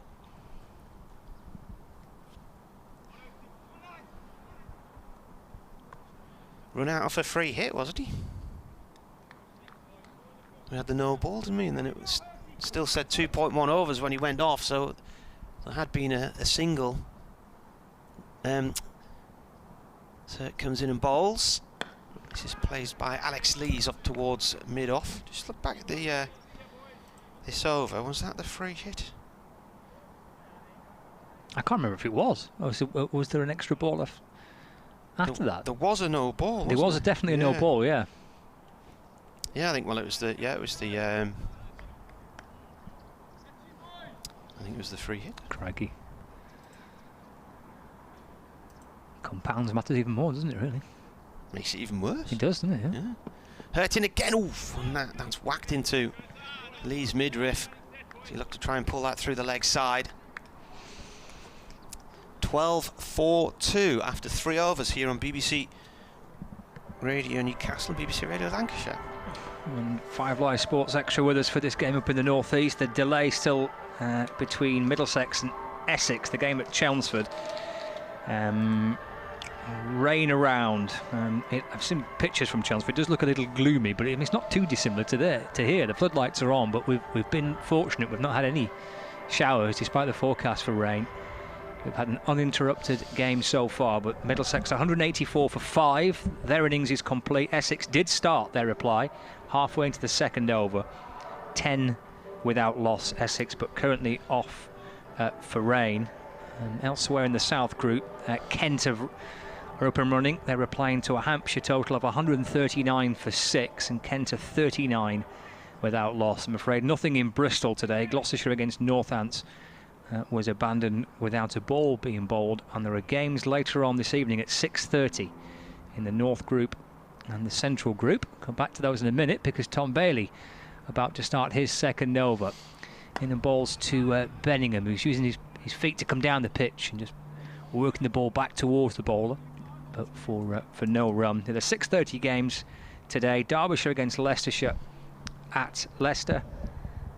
Glamorgan against Worcestershire at Cardiff. And the game at Headingley this evening, Yorkshire against the Notts Outlaws. That was a 6:30, in fact 6:35 to be precise. Yorkshire against Notts. Here's Bailey, right arm over the wicket, bowls, flicked away through the onside by Benningham. A rather spectacular dive at short mid-wicket, but beats the dive of the man there, and that rattles its way towards the boundary for 4 runs, and Benningham moves to 5, and Durham are on to 16 for 2. John Logan's emailed. He says it looks like the Durham bowlers had a good supper last night. Mark Wood accepted. Dare I say, start the car already. He said terminal rain at 4.5 overs or less would benefit Durham. A good innings though by both Jennings and Davies. Indeed it was. They played some nice shots, and they never really let the bowlers settle into any rhythm, did they? Here comes Bailey. Jennings at first slip. So Bailey sends this delivery down the leg side to Benningham, taken by the gloves of Lancashire's wicket-keeper Alex Davies. Umpire spins round and signals a wide. The score moves on to 17 for 2. Benningham 5, Lees on 3. Target of 191 to win. He's played 23 this is his 23rd T20, David Benningham. He's got 500 runs so far and a highest score of 73. Bailey over the wicket, balls to him. Big appeal for LBW. As the ball loops down towards short third man for a leg by. That was for Cape Cobras against Warriors in May last year. He's had 3 50s. Got one in April this year, 54 Cape Cobras against the Knights, and prior to that, 53 for Cape Town against Schwana Spartans in December. With Lees who's on strike. Bailey halfway into his second over, back into the former Yorkshire man, shuffles back into the crease, works the ball off his pads into the onside, up towards mid-on, where Tom Hartley picks up and throws towards the stumps, but Lees safely through for 1, moves up to 3. Durham move on to 18 for 2. Dave Bracegirdle, the Radio Nottingham commentator, says damp conditions in Leeds right now ahead of this evening's match between Yorkshire and Notts, but the forecast a little more encouraging as we get closer to the scheduled start time of 6:35, so fingers crossed, he says. Bailey is punched away into the offside, but for no run. Fielded by one of 4 Lancashire fielders inside the ring on the offside. Benningham remains on 5. Durham 18 for 2, with 2 balls left at the 4th over. Slips disappeared. Now a third man, the deep square leg, backward point, cover, extra cover, mid-off, mid-on, mid-wicket, short fine leg. Bailey from the Finkel end into Benningham, who clips the ball away down towards fine leg and gets through for 1. Throw comes in from Keaton Jennings. It's the end of the over. Trimmed the bails. Did, yeah, clipped the bails off. So 19 for 2 at the completion of the 4th over. Correction, 20 for 2, the completion of the 4th over. Still quite close. Lancashire were 25 without loss. There's only 5 runs in it. Peter Kirk says that Jennings looks a good player. If only Durham could develop players like him. The irony, eh? Hasn't done much against them in the Championship in recent meetings, has he? And in the Bob Willis Trophy this year. Struggled last year at Sedbergh as well in the one match they played, but white ball cricket, he's enjoyed himself against his former team. I think that's Florence and the machine that we can hear the strained noises of outside. Gonna see, who's this? Is this Bohannon? Josh Bohannon, I think. I can't even see his head. It's the same height as a tarpaulin, which is blending in with the colour of his hair. Here he comes, right arm over from the Lumley end, and he leaps up and gets a hand on that. Great reflexes there. Was hammered into the floor by Beddingham. Daniel Lamb. Daniel Lamb, is it? Right. With quite a close shave. He's had a bit of a trim by the looks of it. Daniel Lamb, oh crikey, yeah, I can just see that on the monitor in front of me. In contrast to Keaton Jennings' hair, which is bold and beautiful and full of volume. Played up to mid-off. No run. Lamb's gone for the very short look. Skinhead look. Yes, isn't it? Yeah. Well, the way he was standing, there's a sort of tan-coloured tarpaulin behind him, and his head just blends into that and disappears. He looks like he's headless. He's coming to run in. Beddingham on strike, and drives hard at that one, and a good one-handed stop from Jennings out in the covers, diving to his right. He got a hand on it. It was absolutely motoring. Stops it going for a 4. Durham get 1. Good start, yeah. It's hit pretty firmly, wasn't it? Good diving stop. Spotted Chris Rushworth at the far end of the ground watching events, leaning on the railings. He only played in the 1 T20 last year and was quite disappointed not to have been given more opportunities in the shortest format. But he's not in his kit here, he's just in his civvies. As Lamb comes to bowl to Alex Lees. Lees plays the ball short on the leg side and goes for a quick single. Durham 22-4-2 here on BBC Radio Newcastle, BBC Radio Lancashire and 5 Live Sports Extra. If you're just joining us, Lancashire made 190, their third highest score against Durham, but it included an opening stand of 170 from Alex Davies and Keaton Jennings, their highest partnership for any wicket for Lancashire. And that's an attempted pull shot there from Beddingham. And I'm not sure which part of him that hit, to be honest with you. And it's come off the bat and onto his shoulder, perhaps. It's not been signalled as a leg by. Jennings went on to make 108, the highest score by a Lancashire player in the format, and his as well. And so the 170, Lancashire's highest partnership for any wicket against anybody, and the highest by anybody against Durham for any wicket as well. Ooh, slower ball there, and Lamb just dragged his fingers underneath that one, just took the pace off the ball. It was slightly short, but Lees went to pull and missed it entirely. It bounced over the stumps and through to the keeper. 23 for 2 after 5.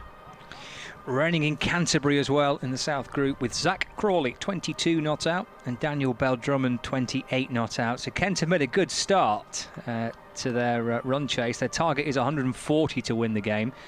Hampshire made 139 for 6. Kent 52 without loss, 1 ball into the 5th with Crawley and Bell-Drummond batting, but the rain in Canterbury currently falling, and it's still raining in Chelmsford with Essex 10 without loss, halfway into their second over. Their target is 156 to win. Here is Liam Hurt back into the attack from the Finkel end, and that's clubbed down the ground for 4 runs by Beddingham. And that's at 4 runs. A nice way to start the over for Durham. Hit pretty firmly, and despite the dive of Tom Bailey at mid-on, he couldn't cut the ball off. It rattled its way towards the rope in front of us, and Durham move up to 27 for 2. Yeah, just looking back down the scorecard, that run out was off the free hit, because the no ball was the ball before it and then the wicket. Clark went getting run out off a free hit. Not good. Hurt right on over the wicket balls. It's drilled up towards mid-off where Villas is there to field, but they can scamper through for a single. Beddingham moves up to 13 now. Durham 28 for 2. Stephen says, Marty, it was a free hit that we managed to lose a wicket from. Terrible that. Stephen from the SMB Cricket Forum. We are not happy, but this coverage is great, he says. Thanks for that, Stephen. We are cricket@yahoo.co.uk if you want to drop us a line on email, or it's at Marty Cricket on Twitter, or it's at Scott Reed 16, isn't it? Is that right? 16? You look a bit older than that these days, Scott, it has to be said. I'd have you down about 19 now, I think. Oh, well, I'll take that. Yeah. Thank you very much. Here's Hurt. Lee's on strike. Hurt moves in and balls. Slow ball, back of a length. And Lee's rocks back and pulls the ball through the onside. Oh, gets 4 for it. Yeah, trying to cut the ball off at deep square leg. And slide came in out in the distance, I think, from Stephen Croft. It is Croft. But in the end, he just kind of pushed the ball over the rope, coming from deep backward square leg, just in front of square on the boundary there, Croft. And that's 4 runs for Lees. He moves to 9. Durham move on to 32 for 2. We're halfway into the 6th over, so the final over of the power play. There's Liam Hurt from the Finkel end for Lancashire.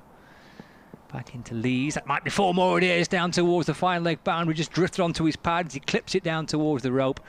Gets another 4, Lees.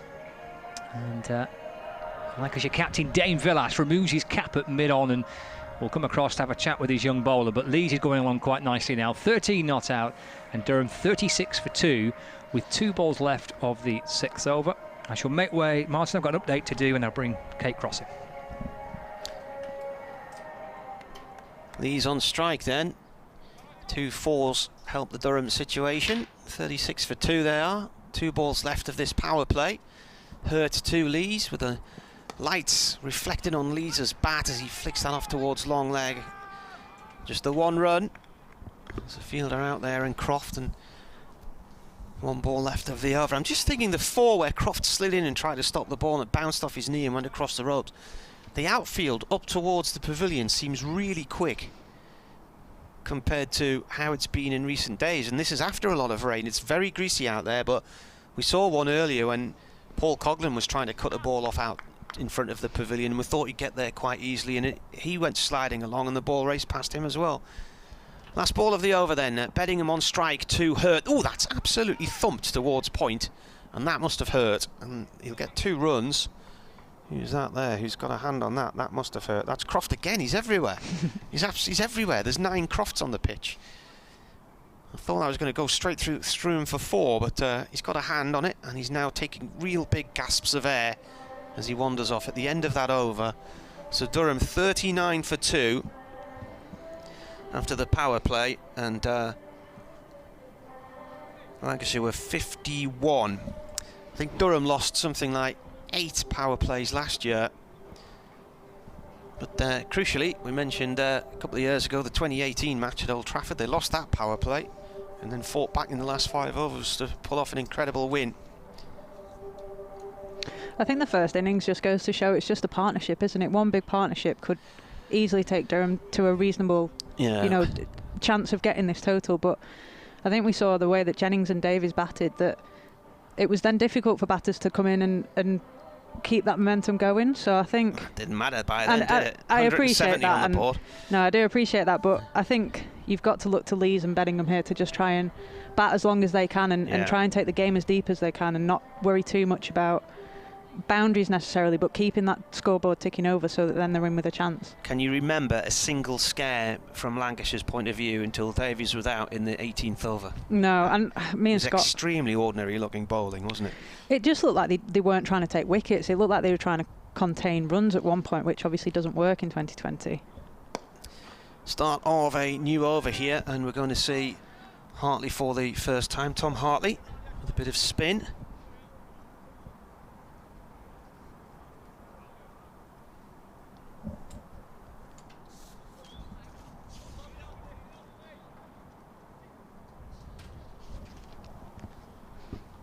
Yeah, Hartley's on debut as well here, so I think there'll be a few nerves around. I'm sure he's glad he's got 190 on the board to defend. Yeah.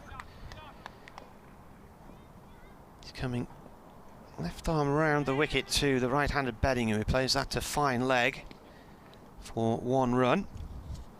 I don't think I've got him in my copious notes. I wrote just about every Lancashire player that could conceivably play in this one, but not him. Comes around the wicket. He's tall. And, that is played by Lees out towards the extra cover boundary area. Have you seen Hartley in action before or not? I've actually not seen anything of him, so this is the first time that I've seen him. But like you said, he's a tall lad. He's easily 6'4", 5. Left arm round the wicket from the Lumley end, bowling to Bedingham.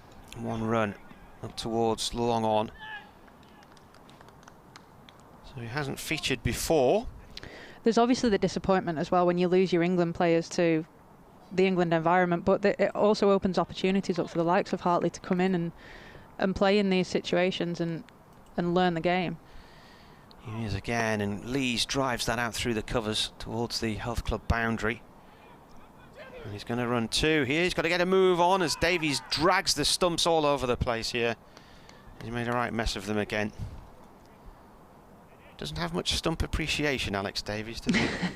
Just absolutely splattered them for the 3rd time. Well, Tom Hartley's 22 and from Ormskirk in Lancashire. He's played 3 first-class matches, the last of which was this week, actually, in the rain at Headingley. Comes in here and bowls, and that's played down the track out towards deep mid-wicket for 1 by Lees. I'm just wondering, did he play against Durham? He didn't. I was going to say, I thought I hadn't seen him. He's played against Leicestershire, Notts and Yorkshire, so he missed the Durham game here a couple of weeks ago. And in the over, 46 for 2 after 7. It is 4:34, so Scott's doing an update for Radio Lancashire. My next one for Radio Newcastle will be at 5 o'clock. Cut-off point in this will come before 6.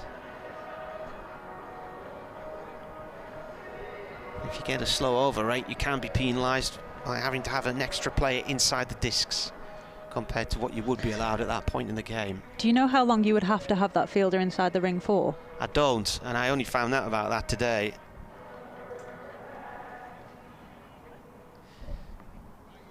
Might be for the rest of the innings, I'm not sure. I think they're going to be a bit lenient though, aren't they, with all this hand sanitisation and drying the ball and all the rest of it. Here's Parkinson into the attack. Recently been with England for the 1 days against Ireland, but had an ankle injury, so couldn't play, sprained his ankle. His brother featured for Leicestershire against Durham last week, his twin brother. They have got each other out in cricket as well. Right arm over, bowls, and driven up to long off by Bedingham for 1. So this is 1, 2, 3, 4, 5, 6th bowler used by Lancashire so far.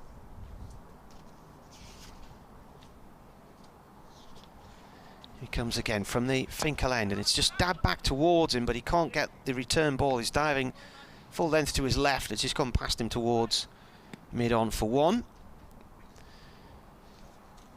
23-year-old leggy. 2 ODIs for England and 2 2020s as well. This is his 39th domestic 2020. He's taken 65 wickets, best figures 4 for 23 against Yorkshire in 2017 as he bowls here, and that one's just tickled down the leg side by Bedingham for 1, cut off by, I think, Jennings at fine leg on the discs. Is Jennings not? Is it Hartley. Hartley. Jennings is running across towards him now. He took also Parkinson 4 for 30 at Chesley Street last August, and 3 for 30 against Durham at Old Trafford. Balls again, pulled hard and low out towards deep mid-wicket by Lees for 1. And they're finding the fielders. That's the difference with Alex Davies and Keaton Jennings. They found the gaps regularly. Durham are regularly finding the fielders here. We've got 2 out in the deep on the leg side. We've got a long on and long off. Deep extra cover, and 3 quite close in on the offside as there's an attempted stumping here. Bedingham did lose his balance, but I think long after Davies had smashed the stumps into the ground again. He's not subtle, is he, Al Davies? No, he makes sure. I'll tell you what, his hands are going to be bruised to bits at the end of this, isn't it? It was worth a go, though, because certainly he was off balance there, but his back foot's planted firmly inside the crease. It was his front foot and his ankle that seemed to give away and wobble. He rocked forward, but his back foot never left the ground. End of the over. 51-42 after 8 overs. So Durham lost Scott Steele for 1 in the second over, and then Graham Clark run out for 4 after a mix-up with Alex Lees on a free hit. Lees down the track here and drives the ball over the top of the bowler Hartley and down towards long off for 1. Durham 52-42. So the 50 coming up in the 8th over.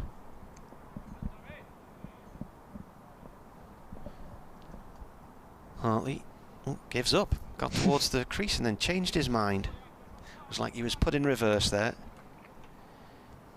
Left arm round to Beddingham. Beddingham drives down the field and that's gone for 4. Is that Croft again? It's gone for 6, wow. Well, Croft came racing across from long on and he was diving through the air as if he was going to get close to that, and then actually when you saw where the ball had landed, it was yards behind him. Playing for saves, I think, for the TV cameras, do you think? Yeah, he was absolutely nowhere near that, but a valiant effort nonetheless. But yeah, it was a good shot from Lees there. He's from Beddingham, sorry. I think he's just using the pace of Hartley. He's darting the ball in at the stump, so he's using that to his advantage.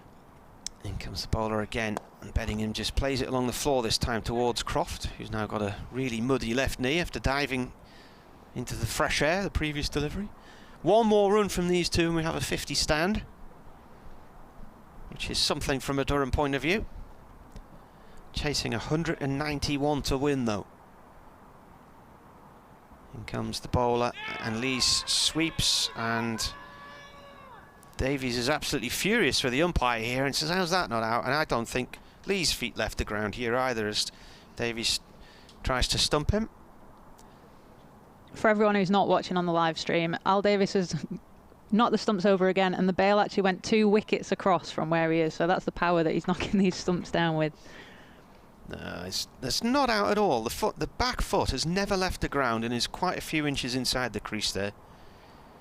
He kept screaming and screaming at Neil Pratt, who is new to the senior circuit this year. He's done all of the games at Durham so far this season in the Bob Willis Trophy. He normally officiates in the North Yorkshire South Durham League. He's done some Kia Super League matches as well. I don't know if he's done any of your games.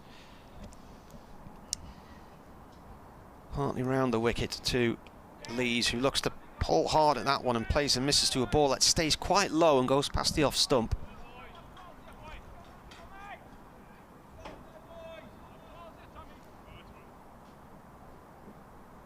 Hartley up.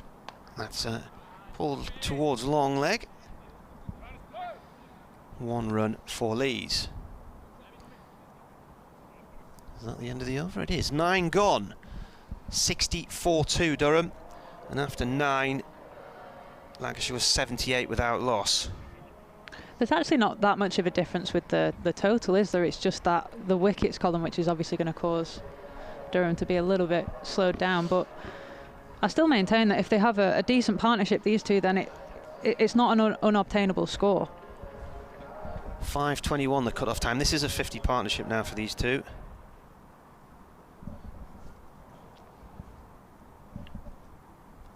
Parkinson in. That's played off through towards mid-wicket by Lees for 1 run.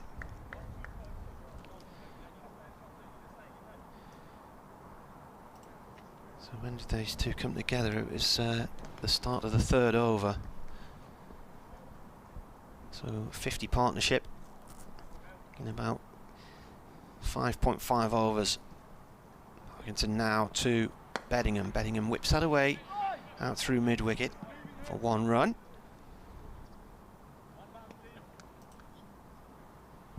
Durham need another 129 to win from 10.4 overs. Parkinson bowls and Lees plays that towards long leg for 1. The required run rate is double what they're going along at though. That's the thing, they're at 6.6, they need 12.2, so when they set off it was 9.6, so it's climbed and climbed, but These two can stay out there for a period. This is played to point, and now this should be a run out, is it? Or it's not the best of throws from Jennings at the bowler's end, and Parkinson's diving full stretch across towards his right-hand side and takes the ball on an adjacent wicket in the end. I think if that had been towards the stumps and not as far off as it was, Beddingham could have been in trouble there. He's just hobbling a little bit there, Parkinson, as well. That was his bad ankle. His left one was the one that he rolled in when he was in the biosecure bubble, so he won't be too happy with Jennings for that throw. Comes in and bowls, and this is dragged by Lees from outside of off stump to square leg for 1. This is his first competitive game of the summer, though, Matt Parkinson, so I'm sure, like everyone, he's been chomping at the bit as well to get out there and play, and obviously the added frustration of the injury and whether he would have played in those England games. Played this time by Beddingham out through mid-wicket for 1. Yeah, he sprained his ankle, didn't he? That's what we used to call it, an ankle sprain. You never really hear of a sprained ankle these days, do you? It's all ligaments and tendons. That's the halfway stage of the innings, so 10 overs gone. Durham 66 for 2, need another 125 to win.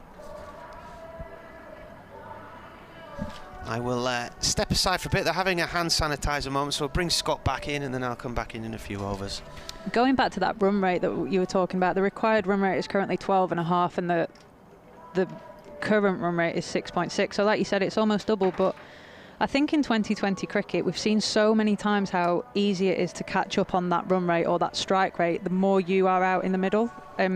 Again, we saw it in the first innings. It's so difficult to come in and just hit boundaries. So to have 2 set batters, I just think is, I know I've said it 3 times already, but it's just so important for Durham to be able to get close to this total, is to have 2 people out there that have been there for a long time. To try and take it. Good afternoon, Kate. Hi, Scott. To try and take it as deep as they can. Absolutely. Yeah, try and play catch-up if need to later on. Absolutely. And we've seen, I mean, everyone talks about the power play and how important that is to win in a game, but a lot of it could be won in the back end of it. You know, you've seen the finishers that they call them now in 2020 cricket, who come in and can just strike at 200 pretty much. Danny Lamb from the Lumley end ball into Beddingham. That's drilled pretty firmly along the ground through the onside for a single, moves up to 30. Score moves on to 67 for 2. But what I will say is it does look like Lancashire have been a bit smarter with the ball. They saw how Durham bowled, and I could say the lack of change-ups that Durham used. It didn't feel like there was a lot of variations out there, but Danny Lamb has come in straight away and looks like he's bowled his variations from ball 1, really. Into his second over, his first went for 3. Balls 2 at least. Swing and a miss by Alex Lees and through to the keeper. And there's no run. So I guess you can, even if you're batting first, trying to set a target, the batting team can learn from the opposition with how they bowled and how they went about it. And absolutely, you've had 2 batters out there as well who've faced majority of the innings, so they would have seen how the pitch went over that 20 overs and if it deteriorated or spun or whatever it could have been. Lamb for Lancashire bowling. That's hit firmly by Lees. That's a good shot, and can either long off or long on get round to cut it off? The answer is no. A very good punch back down the ground. Arrow straight almost from Lees. Only missed the stumps by an inch or 2. And long off, unable, despite the dive, to cut that off. So 4 runs to Lees. He moves on to 31. There is at least a partnership forming here for Durham. It is something for them to work with at 71 for 2. As that Lamb turns from the Lumley end and comes back in. Lees on 31 from 28. Balls to Lees. That's pulled through the onside up towards Liam Hurt at long on for a single. Lees moves to 32 not out. Durham on to 72 for 2. So yeah, I've got absolutely no doubt in the dressing room at half time that Jennings and Davies were talking to the bowlers about what was difficult to face, what was easy to face, how they scored their runs easily or hard, that kind of thing. But vice versa, I think that, you know, the Durham players will have seen how Jennings and Davies batted and what they did, and they'll try and emulate that as well. Well, Benningham's back on strike, 30 not out. Looks like a bit of sawdust is required. Dane Villas, Lancashire skipper. That normally happens when you've been hit for 4. I'm surprised it came the ball after, actually. Maybe Danny's been smart here and he's trying to make it look like it was nothing to do with getting hit for 4. Kate, are you speaking from experience No, here? not at all. Lamb to Bellingham. A slow ball just onto his hip. He works the ball through the onside. He's gone through for 1 and comes back for 2. So moves up to 32 not out. Score moves on to 74 for 2. You'll be a bit nervous, won't you, come Saturday? You've not played for a few months? No, I've not played since December. Oh my word. A few months is nearly a year now. Wowzers. Okay. Yeah, so I'm looking forward to it, to be honest. You know, when my job is to play cricket, but it's also my passion and my hobby, and when that gets taken away from you, you're just desperate to play. Lamb balls to Bellingham, full of length. That's drilled down the ground for a single. Keeps the strike as well. 33 not out at Bellingham, and we've had 11 overs of the Durham reply. 191 is their target to win the game, and they're 75 for 2. I've noticed as well, Scott, how I mentioned it in the first innings, but how the Durham players looked quite frantic on the pitch. There was a lot of players not really knowing where they should be, left-hand, right-hand combinations. It all looked a bit chaotic, and I just noticed how calm Lancashire look out there, and the players again, we talked about that formula, but they're just sweeping around with the left and right-hand combination. There's no crossovers. It just seems to be working a little bit simpler, let's say, than the Durham innings. And it's not like this is a particularly settled Lancashire team. It's quite a different T20 side than the one that reached the quarter-final, for example, last year. Without a couple of overseas players and the England guys, 1 or 2 bits and bobs with injuries as well. But you'll see if the batsmen cross here, you'll just see how everyone just sweeps around and then the field changes. Stephen Croft comes back into the attack and bowls and gets his first wicket as well. Bellingham coming down the pitch, going for a big swat through the onside. His off stump is leaning back at a slightly unfortunate angle, and Bellingham departs for 33, and Croft, with his cap on back to front, picks up his first wicket. Stumped by Alex Davies with the bowling of Croft for 33, and Durham have lost their third, 75 for 3. Yeah, it was the right thing to do from Bellingham. I mean, you know, that required run rate is creeping up, and he did need to try and score some boundaries, especially off someone like Croft, who's not a wicket taker. He's just in there to try and contain and sometimes sneak overs. I think Dane uses him at the top of the order to try and sneak that first over and take a wicket. And so, yeah, I'm not surprised that they look to attack him, but unfortunately for Bellingham, that's his day over. Are you liking the cap on back to front look from Stephen Croft? It's casual, very casual. It is, yeah. I don't know if he knows that there's a live stream today. You know, sometimes at the start of the season they all wear the bobble hats, and there's just the odd photo of them. They're not on live television, but I can't say anything because a lot of female cricketers bowling caps, so I don't really have a leg to stand on here, I don't think. I like it. Just swivel the hat round, yeah. Crack on. Don't worry about your... Yeah, it's less of a job for the 12th man to do, I guess. Yeah, absolutely. It's quite considerate of Stephen. Point to the new batsman. Durham 3 down, then 75 for 3. We're in the 12th. 191 is a pretty whopping total for Durham to try and chase. Lost a couple of early wickets. They tried to rebuild. They've just lost their third. One's eased away into the offside, but for no runs, so another dot ball. And that wicket has just allowed Lancashire to squeeze more pressure. They've brought mid-wicket into the ring. Croft bowls. Drops a little bit short, perhaps, but worked away just in front of square on the leg side for a single. So he's off the mark. Durham move on to 76 for 3. And there we go. There's the old sweep. Sweeping round. Yeah. You're impressed with the I'm really, sweep, aren't you? It looks good. Not many sides have a chance to get too much T20 preparation in because of the way the fixtures were kind of panned out. Croft balls onto the pads of Lees and he tucks it away through the onside, and Villas comes charging up like his life depends on it from long on to restrict Durham to a single. Lees up to 33, Durham to 77 for 3. But maybe just the odd, maybe just a day or so preparation for most sides because of the Bob Willis Trophy fixtures all being back to back. Chance to try and train with a white ball, few and far between really. Point to working the ball through the onside. He wants to. It could be a little tight perhaps. Stroke comes in towards the bowler's end, but they'll come back for a second. And score moves on to 79 for 3. It's hard to talk in between Croft's overs, isn't it? Because he just rattles through them. Yeah, don't mess about, does he? Little jig-jag approach, comes bouncing in, left foot to right, and into Pointer, who works the ball up to mid-on where Dane Villas fields. And he keeps the strike as well, so he's on 4. And Durham 80 for 3, 12 overs gone, and 111 more runs required to win the game from 8 overs with 7 wickets remaining. I do think if I had to put money on it, though, I think the players would rather go from the longer format to the shorter format. I think that's the easiest one to switch to, rather than playing 2020 and then going back to the 4-day format. Yeah, I would put money on. Yeah, having gone, I see what you mean. So you play, I don't know, 8 or 9, 10 group games in T20, then try to play a longer 4-day format game, is trickier. I think it's just that discipline with the bat as well, that the starting your innings in 2020 is not dissimilar to starting your innings in any other format of the game. You've just maybe got a bit more of a licence to play your shots, but you still have to have that foundation and that base. Here's Tom Hartley, the left-arm spinner, bowling to Pointner, who's working the ball away through the onside. He wants 2, and Lees obliges, so moves up to 6, and they'll move on to 82 for 3. In the 13th over, playing under floodlights at Emirates Riverside at Chesley Street.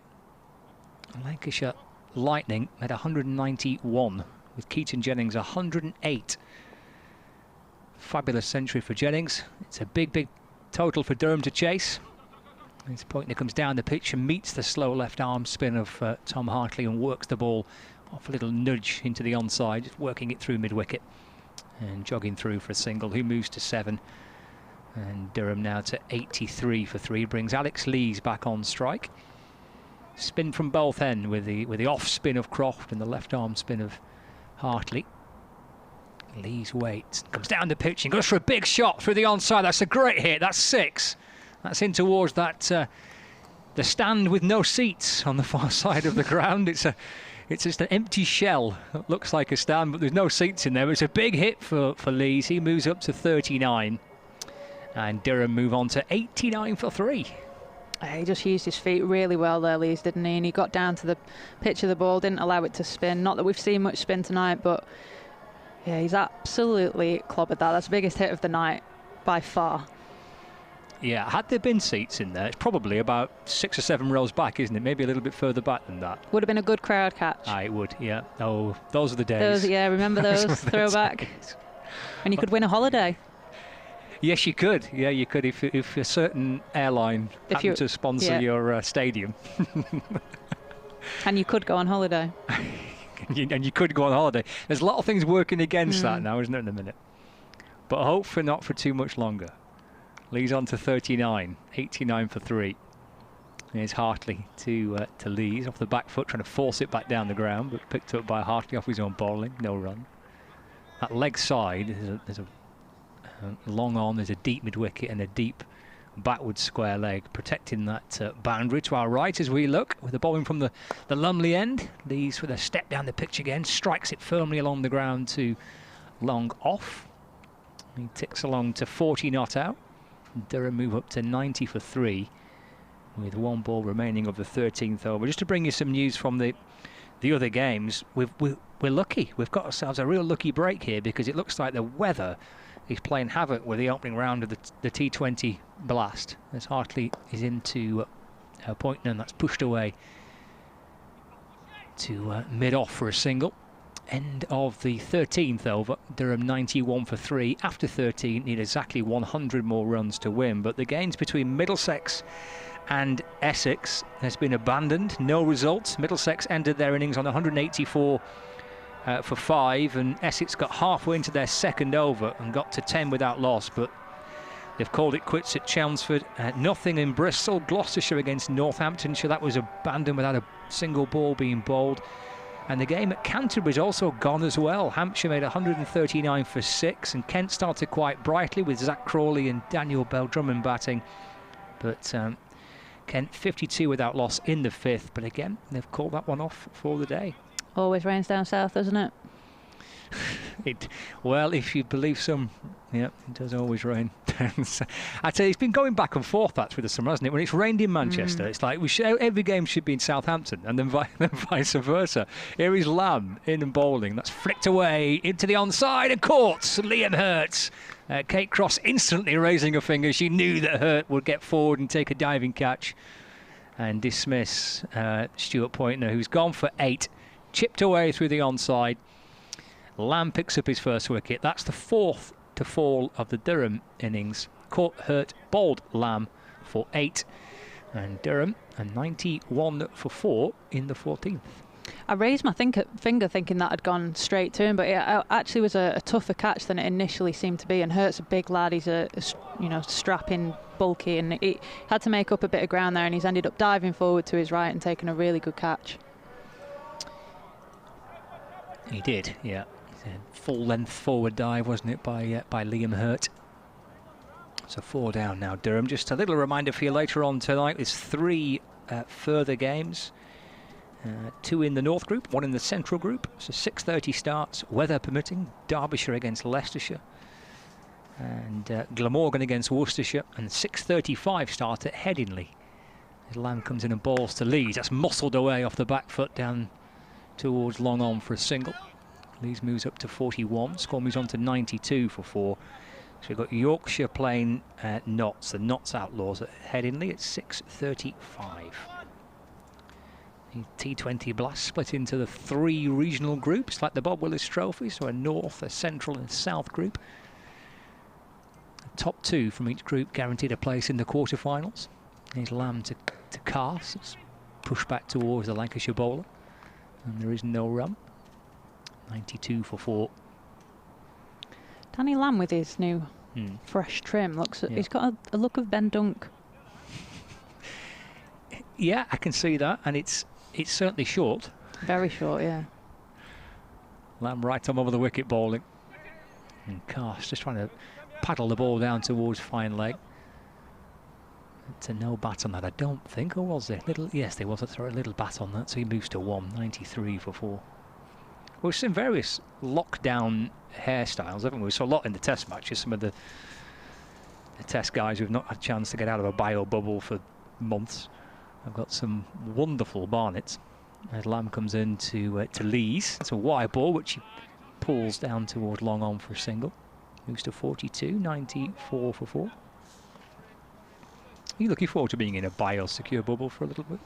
We've had a small taste of it. Yeah, we had a 10-day training camp at Derbyshire, and I'm okay with my own company. So I was fine watching a bit of Netflix in my downtime. I was absolutely fine. The likes of Sophie Eccleston, however, who needs entertaining, not fine. So those with a short attention span. There's Lamb balls to Cast. That's pulled. And I think it will be cut off. It will at deep backward square leg. Albini wants to come back for a second. Throw comes in towards the keeper's end. Could have been tight. There's Davies again. Uproots everything in a desperate bid to try and run Cast out. But he has come back for 2. He moves to 3. Score moves on to 96 for 4 at the end of the 14th. 95 further runs required to win and 6 overs to get them. So you were okay with it? You were quite happy to... Yeah, I was absolutely fine. And the ECB had provided a large games room kind of thing. So there was a lot of entertainment there if you needed it. But yeah, the girls who had the shorter attention spans definitely struggled more. But it's a strange environment to be in, and one that we're going to have to get used to, I think, certainly for the foreseeable future. So what's your binge watch then? Money Heist was this last one. Was it? Yeah, 4 seasons in 10 days, which is a PB. That one's lobbed over the top by Lees as Parkinson comes in to bowl from the Lumley end. 2 runs there. Now, just to put you in the picture of where Durham are compared to where they should be, at the end of that over they were 96 for 4, needing another 95 to win, so they'd only just got past the halfway stage. So showing you the insurmountable task they are now facing here as Parkinson bowls, driven by Alex Lees down the ground towards long on, and he'll get 1 run. Floodlights have been on all the time here, but ironic that here we are at the most northerly ground and getting a full game in when around about midday we weren't sure we'd see much. It was chucking it down and quite miserable, but it's cleared. We've been playing with the floodlights on the entire time. It's quite gloomy.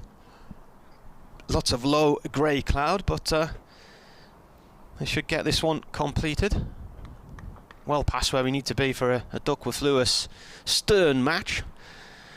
Parkinson bowls, and that's thumped hard off the back foot by Bryden Cast out towards the cover boundary for 1. you would think this would be the point where Durham are going to have to really up their run rate here and start attacking, and I don't see that they've got much more time left, really. I think it's that's a nice shot from Alex Lees as he sweeps that out into the east stand again. That's going to dint the ball. It's just gone over the blotter in the far side of the ground there. Lees 51 in 38 balls, 2 6s and 3 4s. Yeah, another lovely shot from Lees there. He's just, Parkinson always naturally takes the pace off the ball, so he's just waited really well for that and comfortably cleared the boundary. So I'm sure he's very aware that this innings probably relies on him from here. That's his 5th 50, but his first since he got 59 against Northants in 2016. So it's been a long time between the two. And he's going down the track again and clubs that one towards Hurt and is out. Caught at long off the bowling of Parkinson, and Hurt takes the catch, and it went straight down his throat. He hardly had to move. He just moved maybe half a foot really just to get himself lined up in line with that shot, and it went straight to him. So that's the end of Alex Lees, with Durham needing another 85 to win. And what I was about to say before he hit the 6 and they're now having a break was it was purely, I think, by that point about damage limitation.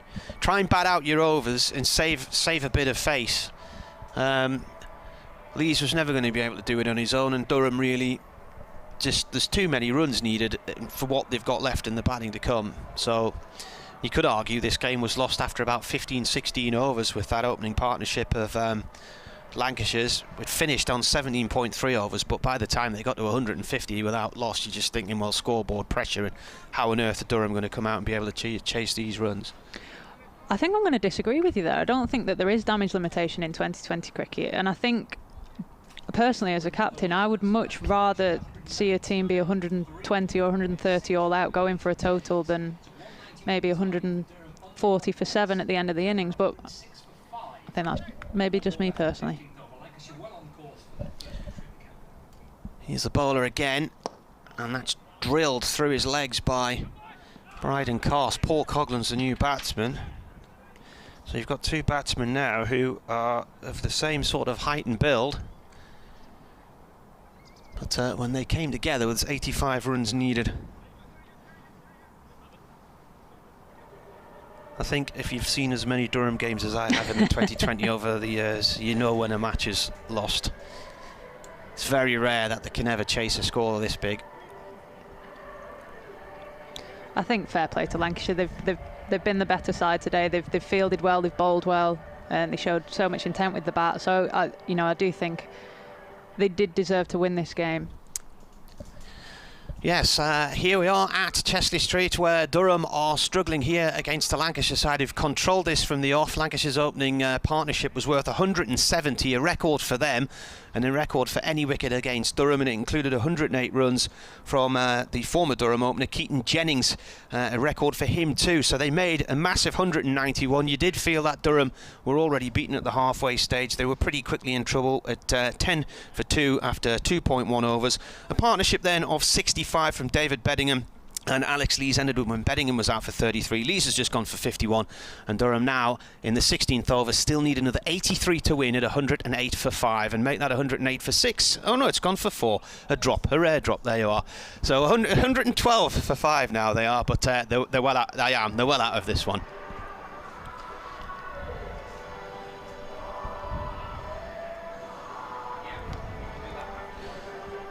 When all you hear in your headphones is the in of Martin.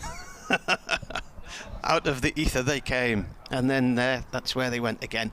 Yeah, there was a drop there while I was doing that report, and a little paddle around the corner here from Coghlan, who put the catch down. That was Captain Dane Villas, and he's absolutely furious with himself. He just completely misjudged it and was constantly backtracking, and I think he thought he was closer to the rope than he actually was. And he's ended up just almost parrying it over the bar. Yeah. Here's the bowler in again. This is hit down towards our position. A couple of bounces and it's gone between the two fielders for 4. Powerful hitting there from Bryden Cast. Who was dropped then? Because I was busy looking at my notepad when I saw the ball skying towards us. Who just got dropped? You don't know? No, I don't know. I was the one that was watching as well. One of them was dropped. Don't test me like that. Sorry. In comes the bowler. Oh, that's chopped down into the ground and bounces off towards square leg. I thought he cut on there for a moment, Brighton Cos. Those of you who are watching online, because I was busy in the middle of an update on Radio Newcastle and looking at my scorecard, and the first thing I was aware was a ball flying through the air towards us. So those of you who are watching online, the observant ones among you, if you can let us know who has dropped. I was intently listening to your update. You were engrossed. Last ball from Lamb. As he comes in and bowls, and tries the Yorker on off stump, and there could be a run out here. Oh, well, he was lying on his back as he threw the ball back towards the keeper's end, and it slammed into the back of Paul Coughlin, who's okay. And there wasn't really a case of him deliberately trying to get himself between the line of the ball and the stumps. He was just trying to get back to his crease. So, end of the over. Ooh.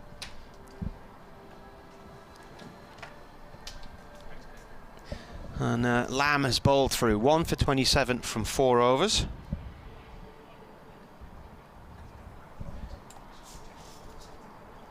Michael says, Marty, you're spot on. As soon as Lancashire were around the 140 mark with about 6 overs left, the game was over. Nothing much promising for this year's blast again for us, he suggests. We shall see. New over as Bryden Cars leans into a wideish delivery from Hartley and fires it along the ground out towards the cover boundary. I think if recent history's to go by, this Durham very rarely ever beat Lancashire. There's one win that I can remember in eons, and that was 2 years ago. This is lobbed up down towards the far end of the ground. It's gone for, I'm not sure if that's gone for 4 or 6. It's gone for 4. So we started off today by telling you that nobody had beaten Durham more than Lancashire. 21 wins. I think the next best to that was something like 17 from Yorkshire and 13 from Notts. Durham have suffered 10 defeats at home, and Lancashire have won on their last 7 visits against them. So it really has been one-sided, as this is turned by Coughlin for 1 towards mid-wicket. Some good running between these two. Cars has 10, Coughlin 11. Durham 124 for 5.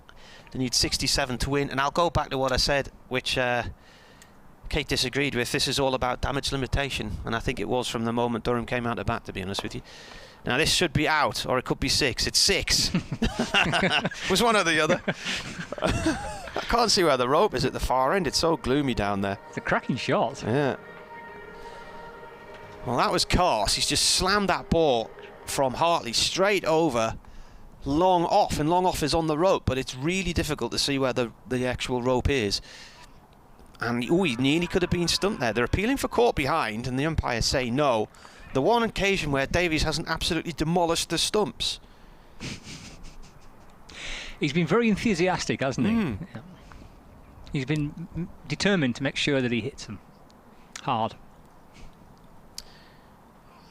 This is flicked behind. It's a thick edge, and it runs down to third man, and the throw hits the stumps as the keeper moves his legs out the way to let it go through his legs, and it knocks the near stump out the ground. 17 overs gone, then 131 for 5, 60 needed to win. So we're in for a cracker now.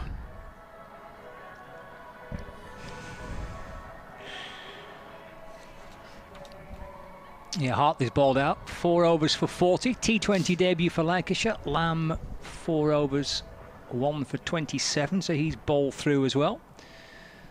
Hartley getting the nod ahead of Stephen Parry for this game. There's been a relatively long line of left-arm spinners for Lancashire of late as Parkinson continues his leg spin. This is clobbered down the ground by Cars. That's a big hit. That's gone for 6. That's heading towards the rumour just along the corridor from where we are. Big hit for 6. Cast moves up to 24. Score moves on to 137 for 5. 54 runs required to win. Terrific start to the 18th over. It's a big hit, wasn't it? Clubbed it back down the ground. I think he's hit the window in the scorer's room. Our window's open, so a little straighter. That's coming for you, isn't it? Yeah. It's Alex Hales get out the road, Joe, at Trent Bridge. Parkinson 1 for 28. He's into to Cast. He goes right back into his crease and just tickles the ball down towards short third man and gets through for 1. Moves to 25 not out, 138 for 5.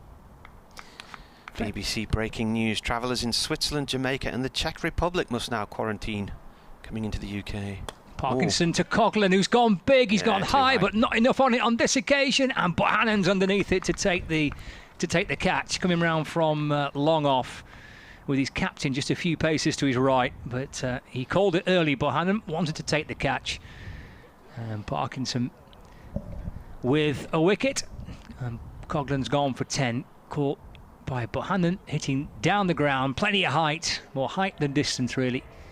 And Bohannon neatly in position to take the catch. And a second wicket for Matt Parkinson. And that's 6 down now, 138 for 6, halfway into the 18th over. 32 there from those two.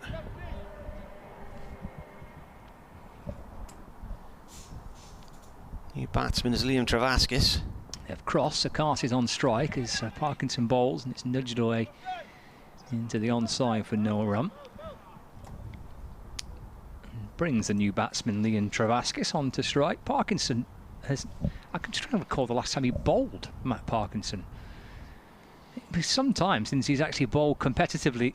Well, he did get 4 wickets here last year, didn't he, in this format? Well, he's picked up, you know, leg spinner. He's gone for 30, picked up a couple of wickets, and he probably not bowled for 6 months.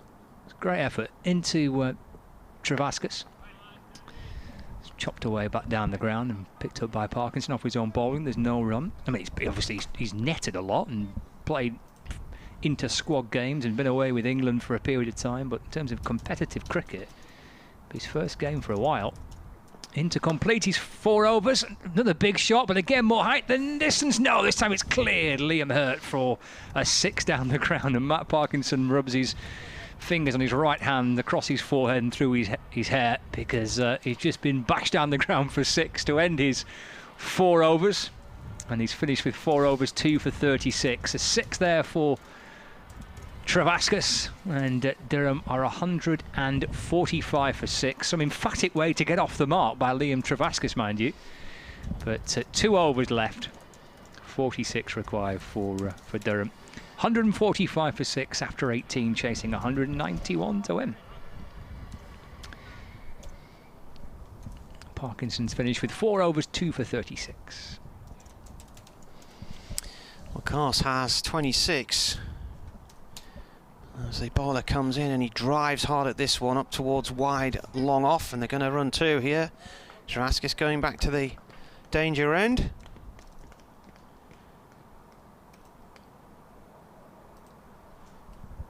Some powerful hitting from Bryden Carse. Just wondering what his highest score is.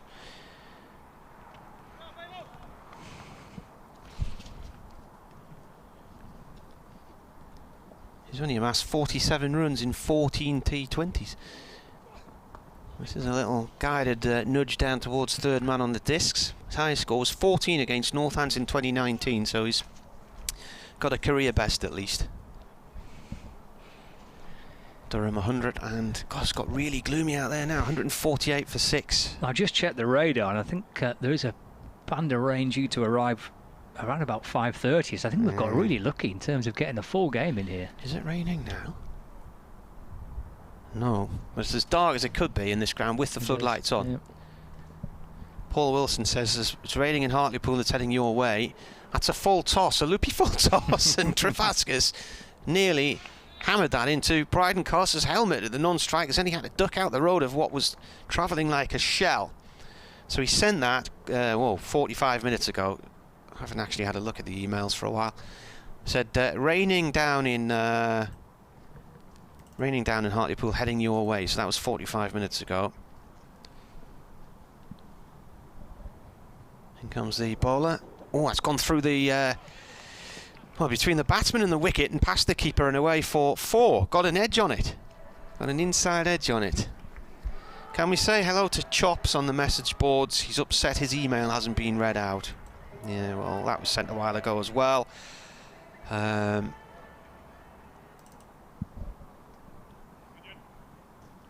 Stuart's emailed from Sedbergh.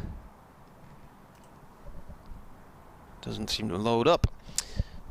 Anyway, 2 balls left of this 19th over. Durham 153 for 6. And Carse lobs one into the air, backwards of square leg. A couple of bounces out towards Liam Hurt, who's fielding in front of the pavilion steps. And he runs 2. Carse moves on to 35. Good little knock, isn't it, under the circumstances by Bryden Carse. 35 off 19. Played well. Played some good shots. Hit the ball cleanly.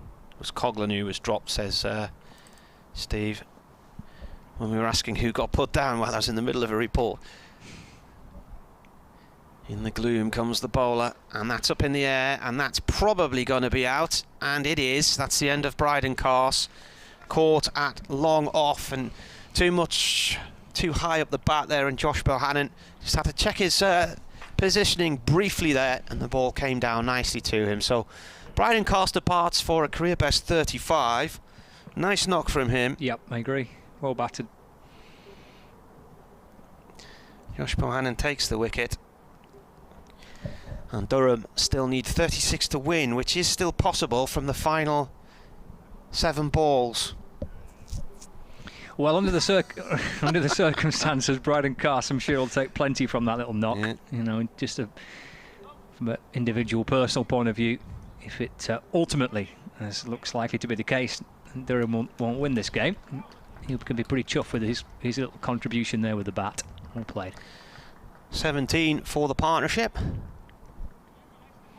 fact, it was the last ball of the over. So they're going to have to get a 6 every delivery then to win this one. Oh, that'll be fun. Yeah. Come on, Mark Wood. Go whack it in the stands for 6 first up. Bailey was the finishing his 3rd over there, wasn't he? Liam Hurt to bowl the final over. Wood's on strike, and Wood goes for a big shot, hits it down the ground, but it will be one bounce and just tickles into the rope. Keaton Jennings and Dane Villas chasing after it. It hit the ground probably a yard or 2 from the rope, and just touched it as Villas almost got to it in the nick of time. But 4 for Mark Wood, clobbering it back over the bowler's head. And Durham move on to 159 for 7 under the lights at Chesley Street at the Emirates Riverside. The opening T20 group game for Durham and for Lancashire in what has been an opening round of games which have been badly affected by the weather. Hurt to Wood. Wood goes high through the onside this time. Deep square leg comes up. It'll land in between deep square leg and short fine leg.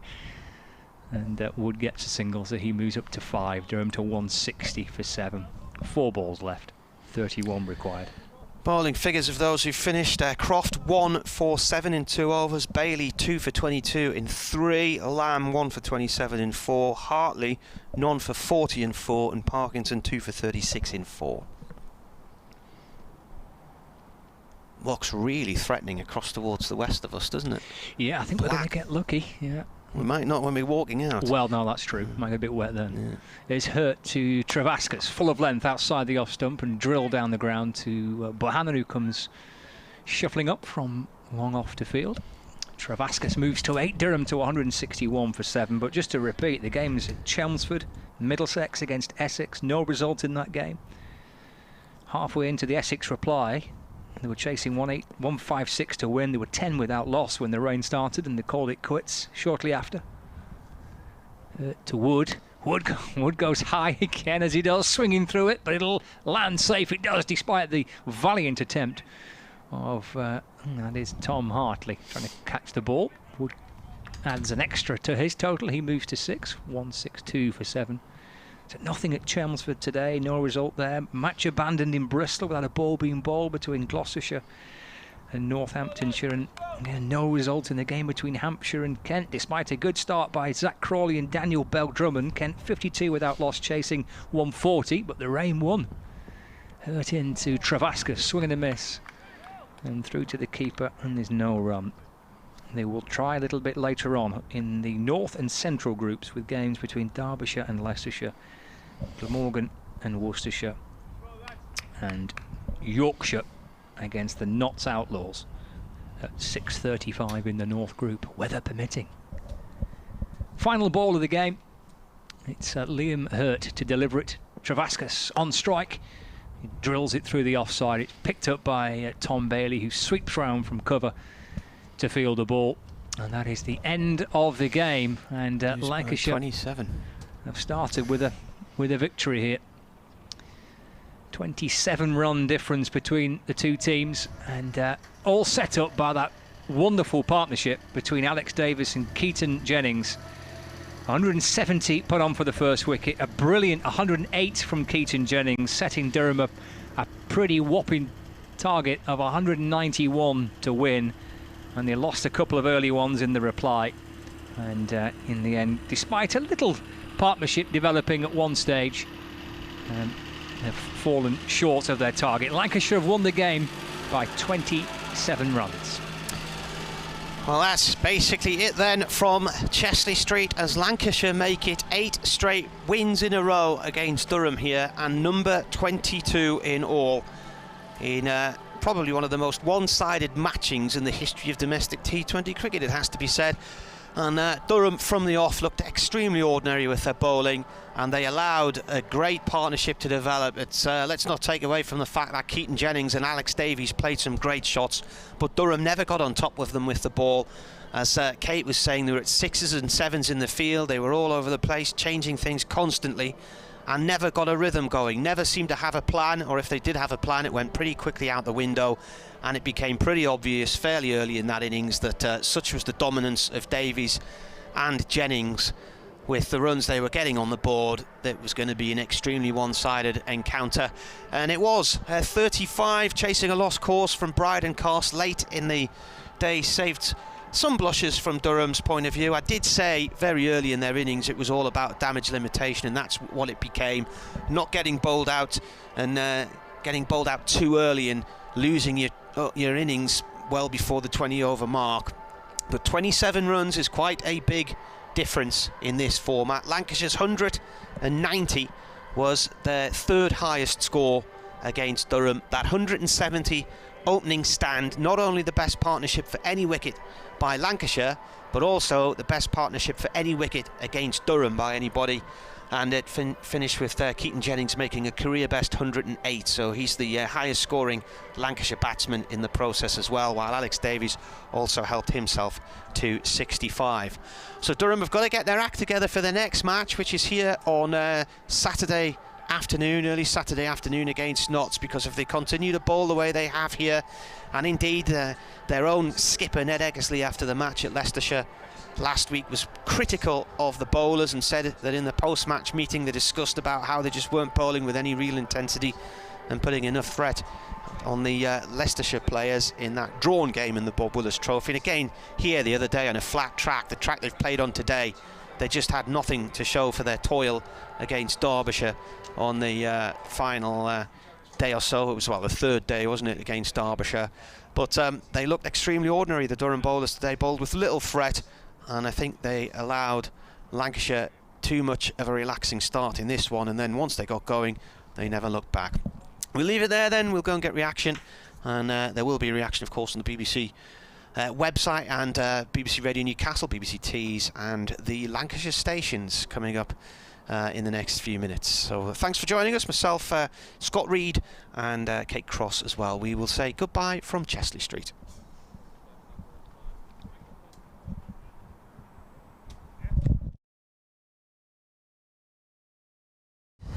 Well, many thanks to our commentary team, bringing you a 27-run win for the Lancashire Lightning here against Durham at the Emirates Riverside, which is completely adorned by unnatural light here, but it has been the Lightning's victory to celebrate, and a fantastic start for them in this North Group of the Vitality Blast campaign. Kate Cross alongside me will be welcoming Keaton Jennings to join us, and Graham Onions before we say goodbye to you here from the Riverside.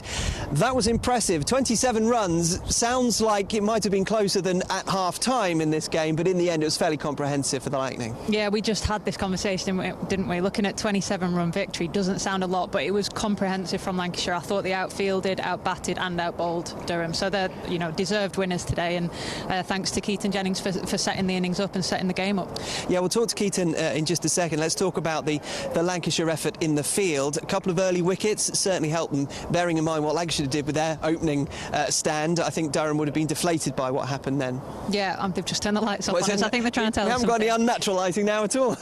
No, but I think constant wickets were key, which is something that Durham struggled. They couldn't find any wickets, and when they did, it was almost too late. So, I think that they bowled particularly well. I think they learnt from how Durham didn't bowl in the first innings. Lancashire came out, and Danny Lamb in particular, he was bowling his variations early on in the power play. That's them singing their song.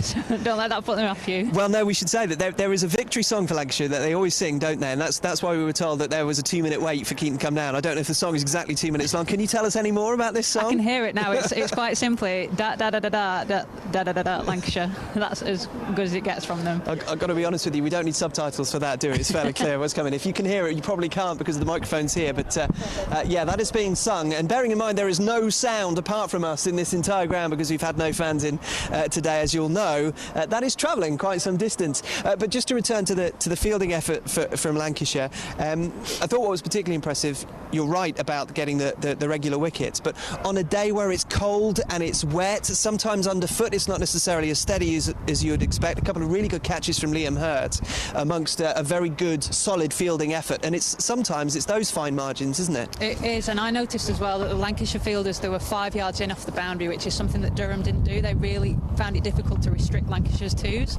and that was just pressure building already for Lancashire because they were restricting that straight away. And here's our man of the match. Congratulations, well done to you. Come in a bit closer, Keith. We have several important analytical and cricketing questions to ask you, but we have seen you contribute to Lancashire over the years with several different lengths of hair. Are you Samson? Because is this lockdown hair, or? Well, it started off as lockdown hair and just kind of progressed to winding the lads up, really. So yeah, look, it's been interesting. It's the longest I've ever had it. So yeah, it's a bit like my dad in the 80s. So yeah, we'll go from there. Well, he's very proud. It helped you get your first T20 century for Lancashire. So tell us about what it must be like, firstly, in very familiar surroundings, being able to put one on your old club. Yeah, massively. Look, it's been a special place for me in my career, so to come back and score some runs here is fantastic. And when you look at the opposition, there's a lot of my really close mates in there, so to get runs against your close mates in a really good contest is really exciting. So yeah, very happy to get us over the line today. One question I do want to ask you before I bring Kate in is I think you on commentary, Kate, were talking about Mark Wood needing to come back to try and break what ended up being a record opening stand for Lancashire in T20 cricket.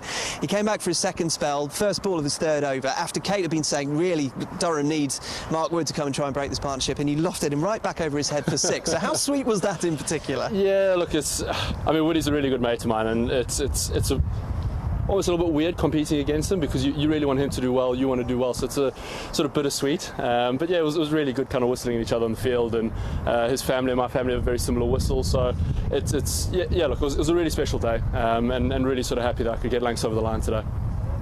Keith, so we spoke at the beginning about Liam Livingstone missing out because he's in the England environment. Did you have a specific role to go out and bat with Al Davies, or were you just given a bit of a free-for-all? What was said? There's a little bit of both. I mean, T20 cricket is about reading the situation, making sure you get off to what's required. I think there's about 43 as an average sort of power play score here, and I think my job is to make sure we read the situation and go about it accordingly. And some surfaces may allow sort of a quicker pace or may sort of tailor back. And luckily today, Dave and myself got in, and we were able to sort of push what I thought was a sort of par 160, maybe 170 wicket up to a 190 and sort of make sure that we won the game.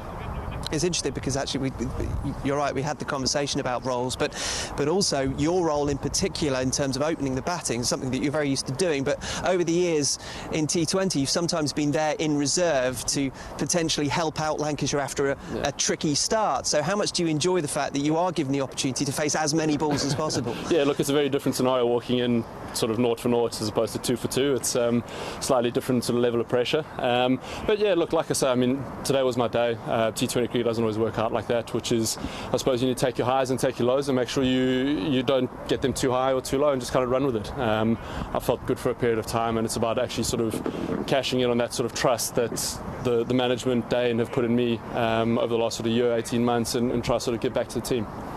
Dane obviously spoke at the beginning about starting this competition well as well. You, as Lancashire, have been successful in the last couple of years. How much confidence can you take from today? Yeah, massively. Look, and you've got some younger guys, I say younger in terms of the amount of cricket they've played, sort of starting off their career as well. So for guys to get games underneath their belt and positive games as well. I mean, when you sort of start winning, you breathe that sort of winning culture in the environment where guys learn how to win because it's a skill. So to get those guys in and around a winning environment is really crucial. So hopefully we can run with it, and sort of the peaks and troughs of the little season will happen, but we need to make sure we sort of peak at the right time as well. Final question to you. Talk about an environment. It is a strange old environment. You got used to it playing in the longer form of the game, but T20 kind of relies on a crowd to keep you going. I mean, you clearly didn't need one today, and it wouldn't be potentially against you, but what's it like playing, or at least thinking about playing T20 cricket with nobody here? Unfortunately, that's the sort of sad reality we're facing at the moment. It's just really good to be playing. I remember sitting in my lounge in April, May, June when it's 95 degrees, and you kind of you don't really have anywhere to go. So look, to be playing cricket is fantastic, to be winning games is even better, and to be contributing towards the winning side is fantastic. So like I say, really happy to come over the line with the win today, and hopefully we can carry on. Worth the wait indeed. Keaton, congratulations, well done to you today. Cheers. Thank you. Keaton, thank you. We're going to let you step out and go back and sing the song again for us, and we're going to welcome back Graham Onions, who's going to come and join us here, who has not put on an extra layer like I've just taken it off. Well, you're taking it off. You're trying to show off. That's your problem. Graham, tell us about what you thought about the first of all Keaton's innings, but also generally speaking from Lancashire, particularly dominant today. I thought it was a pretty special performance really from the lads. Maybe it's got a little bit too close towards the end, but really like 27 runs or whatever it was is a pretty convincing win really. But I think the foundations were set early on by Keaton and Al. Just strong shots, kind of favoured certain areas of hitting down the ground and punished anything short really. So an outstanding batting performance to get us up to a really good score. And then I think with the ball we had Croft and Lamb that did a lot of hard work and made that score look even bigger really, and then Liam hurt at the end, bowling the last over. The game wasn't won, so it's nice to see him obviously bowl a few Yorkers and a few slow balls as well. Given the conditions and what you said before we started here today about the perils of batting first on a slight unknown in terms of the pitch and the environment, how impressive was that opening stand, a record for Lancashire in T20 cricket? As a record, that's fantastic. Yeah, I mean, I think the foundations were put. I think it could have been a really tricky first 6 overs, but you've got to fortune favours the brave kind of thing. And I think Al played, as I said, strong shots, and I think Keaton also kind of didn't necessarily try to hit across the line or play those big shots that maybe someone like Liam Livingston would have played, or any paddles or anything like that he waited for the shorter ball, and as I said, shots off the middle of the bat, great execution, and put the ball under pressure. And it's got to be said, they faced some pretty hostile bowling as well from Mark Wood as well, which I was looking forward to that battle, and that third ball was at least 90 mile an hour. So I think it was a pretty solid performance that from the boys. Yeah. I actually felt like watching Keaton and Alex opening the bat, and it felt like Alex looked the more dominant, and I think it was against Port City, hit 4-4 straight back down the ground off him, but Keaton actually looked to me like he struggled early and then almost found his rhythm and took over from Alex and kind of then went on. But I was just going to say, it just goes to show how that partnership is so vital, and it can change, and it's not one person dominates all the way through, it constantly changes. I agree. And on that note, it was actually me and Dane at the time, and we were said, who do you think's got the best strike rate, without looking at the scoreboard? I was like, Al. Well, actually, it wasn't that case at all. It was Keith that was striking the ball, but not necessarily the big boundaries all the time. It was like knocking it around, getting off strike, and then getting the twos. As we spoke about in our team meeting last night, is grounds like this where you need to rotate the strike, hit the pockets, and try and run twos. I think from a batting point of view, we did that really, really well. Yeah, it's interesting because you're right about the strike rate. I think at the point that Alex Davies reached his 50, he'd faced 42 balls, and when Keaton had faced 42 balls, he was on 70 yards. So, yeah, he had raced 20 runs better off than Alex Davies, who you'd normally assume would be getting there quicker.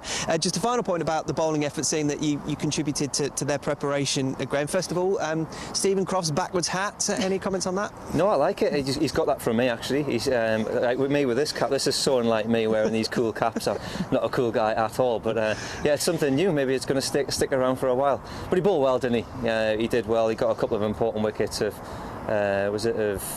he get Lees out? I will refer to my scorecard whilst you try. Actually, no, it might not have been Lees. It was Beddingham. He got Beddingham out. Yeah, stumped so, by Alex Davies. Yeah, yeah, he's done well. He's done really well. Kate, a thought on the bowlers. We talked about Liam Hurt being the guy who threw down the final over, but there are going to be a lot of youngsters contributing. Tom Bailey got a wicket first up as well. Yeah, I was actually really impressed by Hartley as well. He looked like he just knew what he was going to do. He came and he looked really calm, and that calmness actually felt like a feeling throughout the innings for me for the Lancashire bowlers. But also Tom Bailey, he's come back, not played for 3 years, taken a wicket in his first over, I think it was, and it looked like a really good nut as well. So he's, I'm sure he'll be sat in there with a beer now, feeling a little bit more confident.